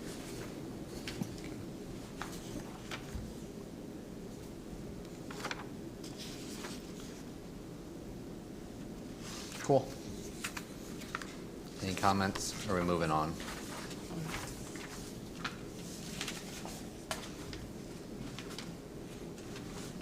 Good? Okay. Next is Resolution 2026-17, which was an update that was asked from Berkheimers for appointing our treasurer as the liaison between Township and Berkheimer. So we would need a motion to pass resolution. I'll make that motion to do this resolution. Have a second? I second it. Any question? All in favor? Aye. Aye. Next is the agreement for the preservation for the Schanzenbach Farm for $627. I'll make that motion to approve that resolution to spend that money for that preservation of the Schanzenbach Farm. I second it. All in favor, or any questions? All in favor? Aye. Aye. Aye. Excuse me, would that be resolution 2618? Because it doesn't say. For the Schanzenbach, it's not a resolution, it's the farmland preservation agreement straight from the county. I think I made the mistake of saying resolution. I'm sorry. Resolution, so I assumed there was a resolution. It wasn't. That was my mistake, and I apologize. It's the agreement of sale, so I make the motion for that. I'm very familiar with it. Next is the Perkiomen Mapping and Flooding Litigation Plan. I think you read this one in detail too, so I I'm gonna did. let you do it. I did spend some time looking at this packet, which is huge. So they're suggesting on Schoolhouse Road, by Ellen's Farm, actually, that bridge be replaced because it can be topped, if I'm reading it correctly, right? I think ultimately, like, they say it's too low, it could be higher. It's too low, it needs to be a bigger bridge. And I look at that bridge, I think it's one of the better bridges we have in the township at this point. I think they're saying like $300,000 to replace it, unless they come along with some nice grant money, like all of it, for us to do it. I'm not too excited about it. That's my take on it. But you That's a- two can read it over and see what Nope, you that's a come good up with. take. No, I read it and I felt the same way. I think there's some stream bank restoration too in Ellen's Field. So, I mean, if, Oh, no, Arlen's is much worse. This is based on their study. This is what they came back with. Right. He doesn't have a blade of grass. again, there's pictures and all. If you want to go in Perkins Watershed, you can look at it, Ellen, but I don't think, you know, unless, I think unless they come up with money that they want to spend and you'd be agreeable to it, I don't think the township, Point is, which I talked to the two guys that were out there, and they just go through the motions. That will not prevent flooding, because it jumps the banks way upstream, and it will not funnel to that, whatever bridge they put in, unless the bridge spans the whole road, not the one for pipe. and again, I'm ready to move on from this unless they come along with a lot of grant money, so I don't think we need to discuss it. For you to understand. Yeah, I understand. I fully understand. I mean, I don't know if the others do, but No. we're not planning on doing anything, I don't think, right? Not spending $300,000 on a bridge. All right, moving on next is the electrical work quotes. To replace the recessed lighting underneath the front canopy, which is not working. We have a quote from Ed Miller Electric for $1,948.04 to get that fixed. That's to upgrade it to the LED and fix the wiring that's going to them. Comments, questions, concerns? I think it's something that needs to get done. I would like to see the chandelier and the recessed lighting underneath there fixed and working. It's there, let's get it going.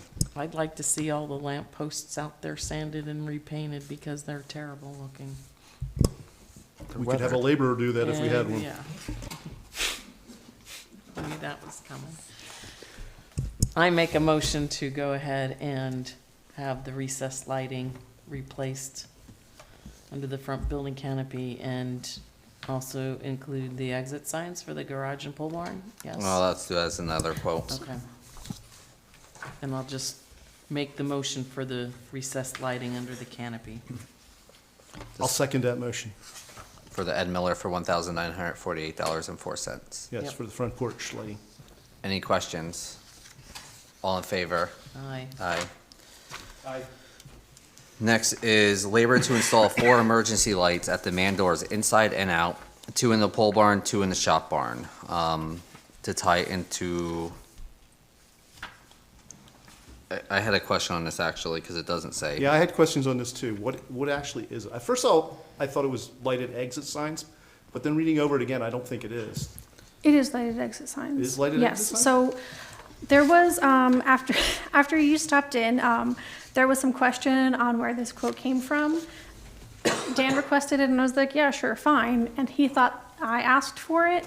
So we have a safety committee that conducts inspections every so often. It gives us a 5% discount on our workman's comp policy to follow the regulations of the safety committee. And it was 2024. One of the things that kept getting flagged in one of our inspections was that there were no emergency exit signs over the man doors in the pole barn. And it proceeded for over a year before the foreman at the time actually addressed it, even though I had bought him signs long ago. So that's where this kind of came from, that Dan still had that in the back of his mind. So we have signs, they are not lighted, they essentially look like those little for sale poster signs that you can buy. When you look at regulations, OSHA says that commercial buildings do require these lighted exit signs. We don't follow under that. So it was kind of like a mishap that the quote happened. It's not necessarily that it's a bad idea, but it is a lot of money for something we're not required to have. And there was just some So confusion between Dan Oh, I and thought you said we are required for commercial. OSHA requires it, but we're not bound to OSHA regulations Okay. yet. It's still a We're not- possibility. we're not. Yeah, But it's I not a don't know public where that space. stands. We're not commercial, No, yeah. we don't have to follow OSHA yet. Right. It's up to be What voted will on. change that? They're going to make a rule change or, It's in legislation, Stated. yeah. so. I say They not made movement do it last year, until we are but- forced to do it. Wait. For right now. So why does it say emergency lights inside and out? Why would you putting exit signs on the outside, or is You that a have to mistake? have emergency lighting outside the door, so when the emergency lights activate, you have to light the pathway Okay. outside that man door. It's like Ask me how I sensor. know. Are they almost like motion detector lights? So when the emergency lights go on, the outside pathways get illuminated. I mean, at this point, if it was a public building, I'd be more concerned, but Good, moving on, not doing anything. Yeah, not with Leaving that it go. I'll, yeah, I'll just get that. All right. Sweet, done. Next is the changes to the purchasing policy. Biz, do you want to tell us why this is in front of us? Sure. So section 7, let me get to it. Section 7 of the Township's current purchasing policy states, "The purchasing policy shall be reviewed every 2 years or upon any restructuring of township employee positions that will affect the structure of issued procurement cards." The last policy was put in place November 16th, 2023, so it is overdue for the 2-year review. Additionally, we did have a change in staff structuring earlier this year warranting the change. There are a couple noted changes that Wendy prepared these changes at my request. And on page 5 for purchases,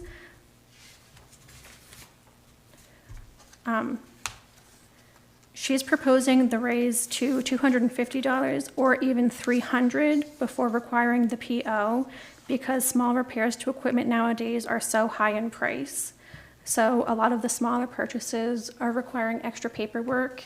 The record really does not change. Wendy keeps meticulous records. So that is the one change that is suggested on page number 5, which also transfers over to page 6 for small purchases. Also on page 6, 2.4, the previous foreman wanted POs for all equipment purchases. I'm not sure why. They just sat in a stack. And Dan does not feel it's necessary to have the extra paperwork. Again, Wendy keeps meticulous records, so we know what money is being spent where and on what vehicles without. So how does Wendy know what's being spent on individual vehicles? Every invoice that goes in is marked what vehicle it's benefiting. Which is what the PO would also do. So yes, it's just where the start of the PO starts. POs aren't required currently for anything under $200.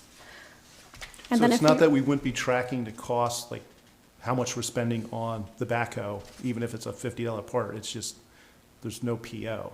We're still tracking it though. Correct, yes, absolutely. On page 7, she's recommending a raise on the amount of petty cash that we keep from 100 to 200.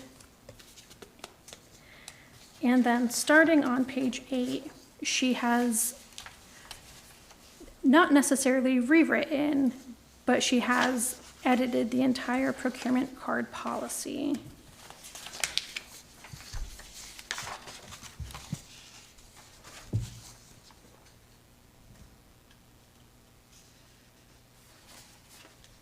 So she's requesting that all of that be deleted Updated. and removed to what she has then So That's her underlined. additions start on 9. in 5.1.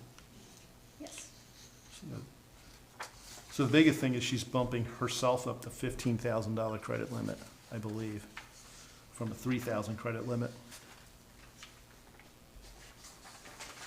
She's paying more and more and more with that P card. Correct. With the AC I understand. She's doing, yeah, doing a lot more with ACH.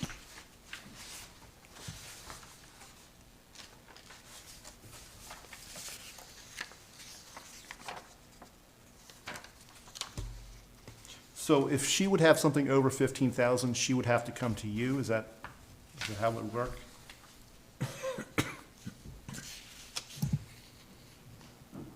What do you mean? To like use a P card? So, if, yeah, It's something we wouldn't use a P card for. That would be, a check would be written then. okay.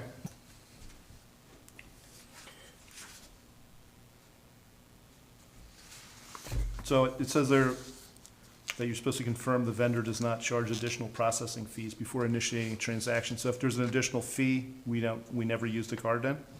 That is not true. There are some instances where either it's a rush or it's because of the amount of petty cash that we keep on hand isn't enough. For example, the title transfer on the case loader.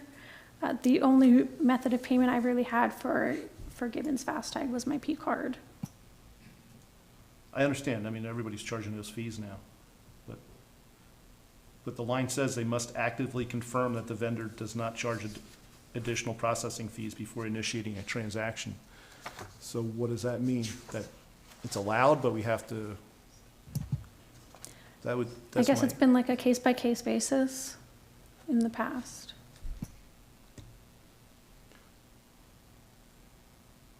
so then that line's not really needed in there. It sounds to me like she's actually saying that she wouldn't let that go through if there were additional processing fees. It says must actively confirm that the vendor does not charge. Correct. So That I line needs to think get she's, removed, well, or you can't use your card if they're gonna yeah, charge you you a couldn't fee. use your card. Liz, do they need, like, would she be in a situation, even if there's a fee, where she may have to just use the card? She- Because that line, oh, you would have to use it. She just did. Which See, technically it that would looks go like they're against the trying to policy. avoid the paying of fees on those. Maybe, I haven't had to do it in a while, but when we use the recorder of deeds as well, so that is for the Act 13, when we go to file that. I know that the courthouse There's a imposes processing a fee, yeah. I mean, I understand why you have to pay the fees sometimes. I don't have a problem with that. I'm just have a issue with the way it's worded. We It can makes re- it sound like it's really rewrite not it. allowed at all. Rewrite it that Rewrite it for like, something like a case-by-case basis, or, Shall make every effort to avoid the charge of additional processing fees. I mean, and I'll give you an example. You're spot on with the court. When I file every day with the court, I have to pay the processing fees. I don't have a choice. yeah. And you can't file without it, so, if you're using a card. So maybe shall make every effort to avoid, but, there are gonna be situations where you simply can't avoid it. I don't know what the wording needs to be, but I think the wording needs to be changed there. have her fix it and bring it back to us. Are you guys okay with the increases in the monetary amounts? Yes. I am. I am. What about the, going up to 300 under, for 2.1, page 5? To two Rather hundred. than Instead of 250. 250. I'm all right at 300. Me too. And you're okay with petty cash going up to 200? I believe they keep 200 in petty cash now, according to our finance sheet. I think I remember seeing that. And we don't really use petty cash for spending. We use petty cash for offering change for people that pay with cash.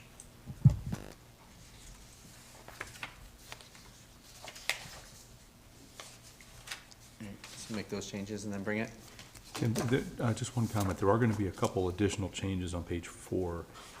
When I read through to prepare, I looked, the bidding requirements changed January. So right now, it's showing the old bidding requirement 22.5, that did increase $2,000 to 24.5. Yep. And quotes went up 1,000, so from the 1.7, it's showing 12.2, that's 13.2. And then anything below 13.2, you don't need quotes or bidding. So I can get those numbers over to Liz, and she can add those in as well. That's from the statute. Thank you. And should it reflect that changes yearly? It That's says or as normally- revised on it, so I think that's what they were doing, but technically, I mean, Liz and I would be in touch if the statute changes, I would let her know, that, so she would know that amount. Because I think this policy says it's reviewed every 2 years, I think. Yeah. Yeah, I think that's why they, at that time, added or as revised. If we're redoing it, we might as well put the right numbers in. Yeah, and you could say or as revised by statute, Liz, that, right there at the top, it says 53 PS, section 68102. So if you say it's revised by statute, you wouldn't even need to change your numbers in the off year. But I'll give you the new ones when you go to fill it in.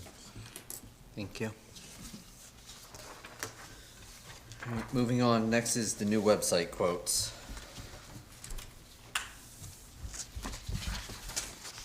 Biz, do you want?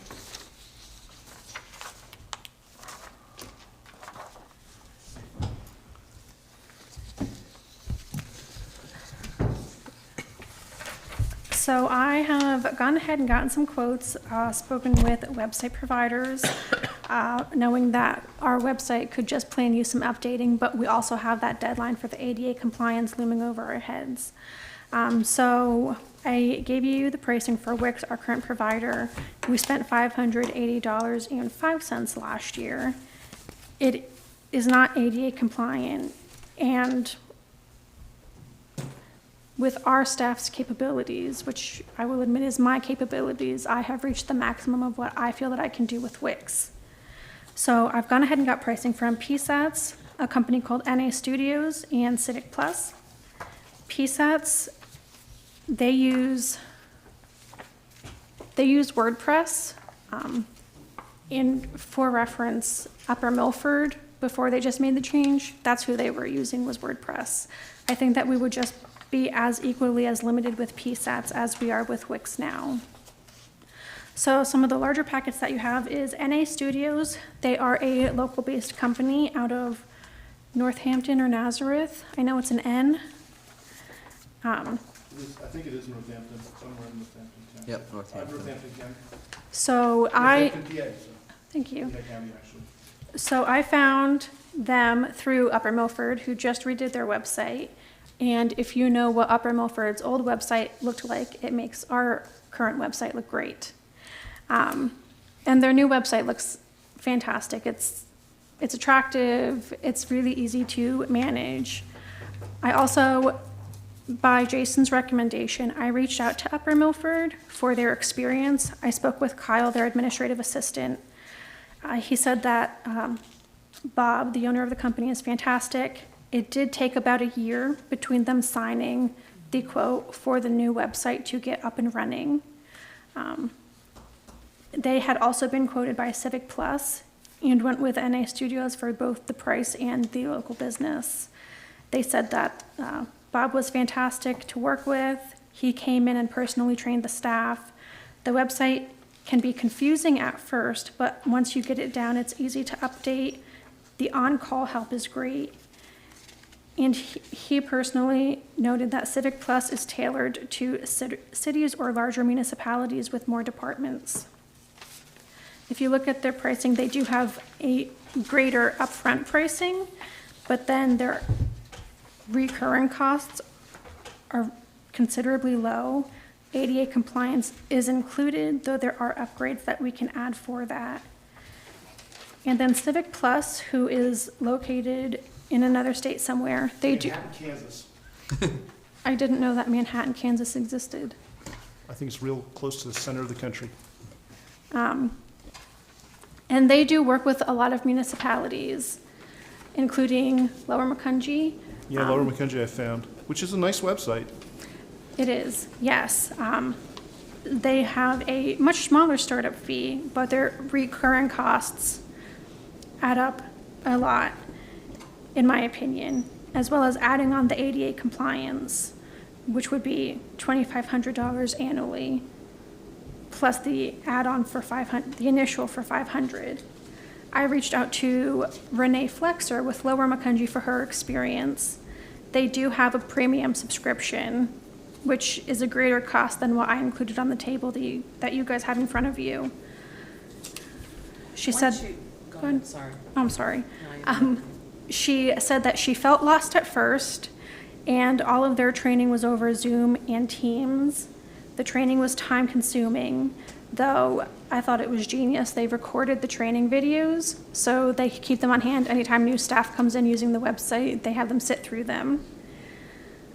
They also utilize a notification system through them. So if they need to reach out to residents, they can do so through email, text, or phone. It's up to what the residents sign up for. That's an added-on cost.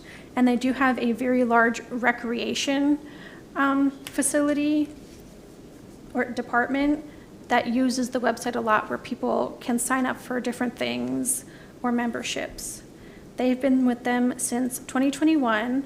And with their premium subscription, they do get a redesign after 5 years, which they are currently in the middle of. And she couldn't recall exactly, but she estimated it took 6 to 9 months to get their website up and running. Once they have the ADA compliance criteria set in there, I don't think you're gonna have to go back in and do much to change those around. If it is, it's just, a lot of times it's just color or font updates, different things like that. We wouldn't have to change pages significantly. No, and that's We're what's- just in there essentially, depending on what we do with it in the future, there could surely be some more news that we're sharing, but all of the minutes, agendas, things like that, that's the things that we're really updating on a regular basis, and that does not affect layouts or Right. anything like that. But we definitely need an overhaul on the design and layout of our website. It I drives agree. me crazy, you go in there and it's, blocks are across the page, they're not in any kind of sequence, they're not the same size. It's just, yeah. Both options as well, between the NA and the Civic Plus, they do all of the transfer, like, they do the easy visualization transfer between a desktop and a cell phone, which is, And that's. I'm not yeah. used to looking at our website with a cell phone, but that's how the majority of the people are doing it. And that's where you yes. run into trouble with it. Doesn't come in. It's horrible on a cell phone. Yeah, it is. So I think we really need to move forward on this. There's a lot to look at, a lot to figure out. My suggestion to Sue and Tim would be do some research. I started to. It's a lot to look at. You know, look at some of those other townships that have it, like Lower McCungy for the Civics Plus. I think Salisbury's on the NA Studios and Upper Milford. Yeah, But and then there's- it gives us, depending on, what you look through, if you have any questions, I mean, both representatives are accessible, that we can have something picked out and selected for budget time next year and start the actual process of getting it going. I mean, my preference would be the local company, NA Studios, but I don't know if it's the best one. Well, do we know of other townships other than, what do you say, Upper Milford uses the NA Studios? The And second it gives you page a has- long There's list a of whole big, long list references. of them. Yes. I didn't get So I will mention, if you go between them, they're really similar. Oh, here we They, go. they make them look different, but the layout is pretty much the same. It is really clean. They go through and they would actually come out and take pictures of the township that we would own. They'll put them on the township, but we could use them for other things like newsletters, anything like that. Yeah, it is. Yeah, they're on there. Oh, is it? Okay. Right-hand side. Yep. I don't think Civics Plus has a list of local to us. I just kind of happened across Lower McCungy by Yeah, so. accident. I don't know what else is local to you. The only local, I'm not sure, maybe Emmaus. If it's Emmaus, they're absolutely premium too. And as much as I love the premium websites, that's my favorite township website, Cranberry Township. They're a premium Civic Plus website. I just don't think that we have the departments to support going Yeah. that route. If some other, you can also see how little you can do, I guess, with Civic Plus, with that Penn Township. Penn Township's website is very, very simple, and they use Civic Plus. And I agree that if we go with PSATs, it would be a cheap option, but I don't think we'd be moving forward too much. I think we'd have the same issues we're having now, maybe. Do you think the state would provide better resources? And yes, and PSATs doesn't have the ADA compliance on their website yet for their website They have either. to, though. They know that they have to Yeah. too, but when I reached out to them about a website, they're like, yeah, it's not included yet. So, Did NA give you an idea of how long the build would be for the website? a year. So Well, he's, actually, I'm sorry, he didn't. That was from Upper Milford. Yes. It's I gonna honest, take- until I reached out to the other municipalities, and I think I only spoke with them yesterday, I didn't even think to ask because I'm not a tech person, so I had no idea it would take that amount of time. It's gonna take well, I'm 9 assuming months he's to probably a gonna year. start getting backed up like crazy too with everybody requiring this. And the only reason I ask is, I like the third paragraph of his thing. We do not require a deposit. This is our guarantee that you'll be 100% satisfied with your new website at no risk to you or residents.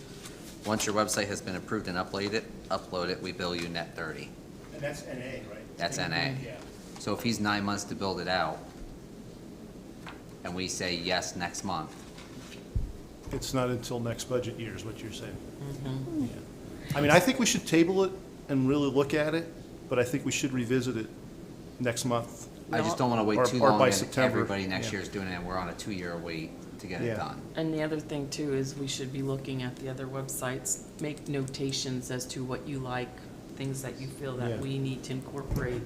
And then Absolutely. when we hire them, then we can give Biz our list and she can sit down with them and, So Bob with Anna, he's really nice to talk to. Not that Civic Plus isn't, but you can feel, That's- it's more of the corporate sales feel a little bit. Civic Plus is actually one of the companies me and you talked to at PSATs last year. They were out there. I remember speaking with them. and it's important for you to feel comfortable with who you're working with. Because, if you end up going with a company and, you know, they're just short with you and they don't wanna give you the time, that's just more frustration and everything. You're not gonna get what you want anyway out of them. So, just, yeah, I mean, that's another definite thing you need to ask when we're calling around. Can you keep this on for, what are we in, July? We're in July. Do you want to do August or do you want to do September? Leave it on for August, and if we don't make a decision, we'll move it to September. Yeah. I mean, I think it's important that we really do it, and I guess Kyle told you like a year, but you should reach out to this Bob and see what he says for time frame. Just, Absolutely. Can I'd we be do interested that? to see. Get it somewhat of an estimated time frame. You know, ask him like if we give approval in September, you know, what his time frame would be. And definitely make sure that we don't owe anything up front, like it states in there.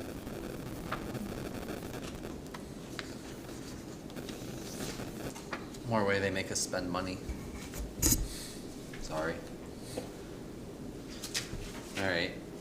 Next is correspondence. We have a mailer from Mylu, which I believe most residents also got at home. June 2026 Social Security letter. Notification of planned transmission line work on the right-of-way. It doesn't have an address on that. It doesn't, it just says crossing our property, but they I'm probably thinking don't. it may be the one on Landis Lane. There's a power line that crosses there. They'll be doing ground-to-sky pruning by a helicopter. Again, but yes, does not say the property. And next, public comment. What are the costs involved, the estimates for the website? I apologize, I think we might have, but maybe didn't say those loud. 1 second.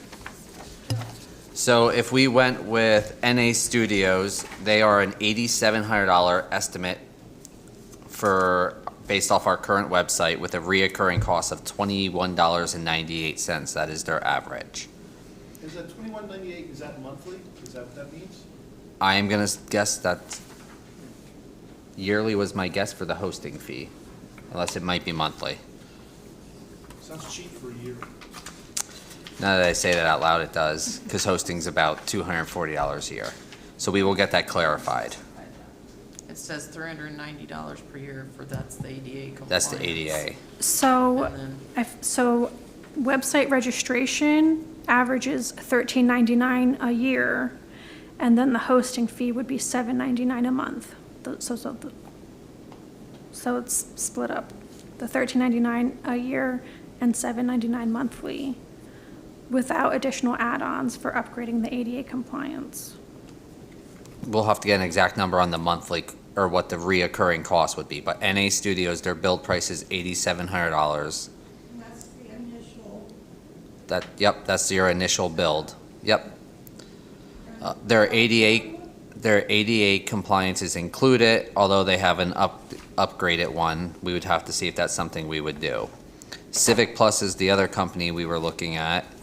They have an initial startup fee of $850, and they would have a reoccurring cost of $4,664, plus the ADA compliance fee of $2,500 annually. so there is no one lump to create the site.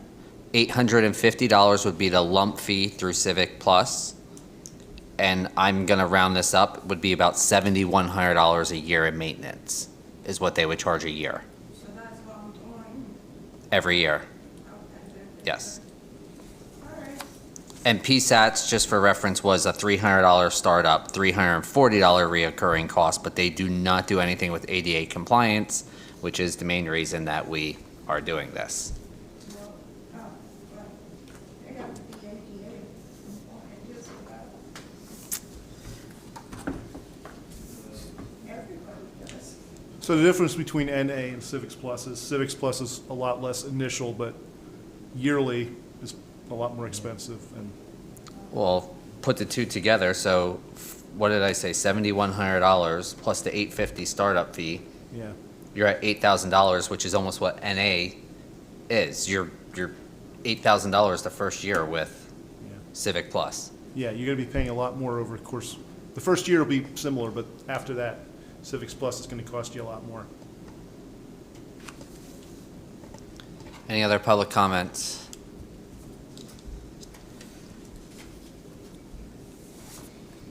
I believe at this time, it sounds like most likely we will have a workshop meeting in August, but check the calendar, just in case we cancel. And then seeing no other comments, do I have a motion to adjourn? Make a motion to adjourn. Do I have a second? You sure do. All in favor? Aye. Aye.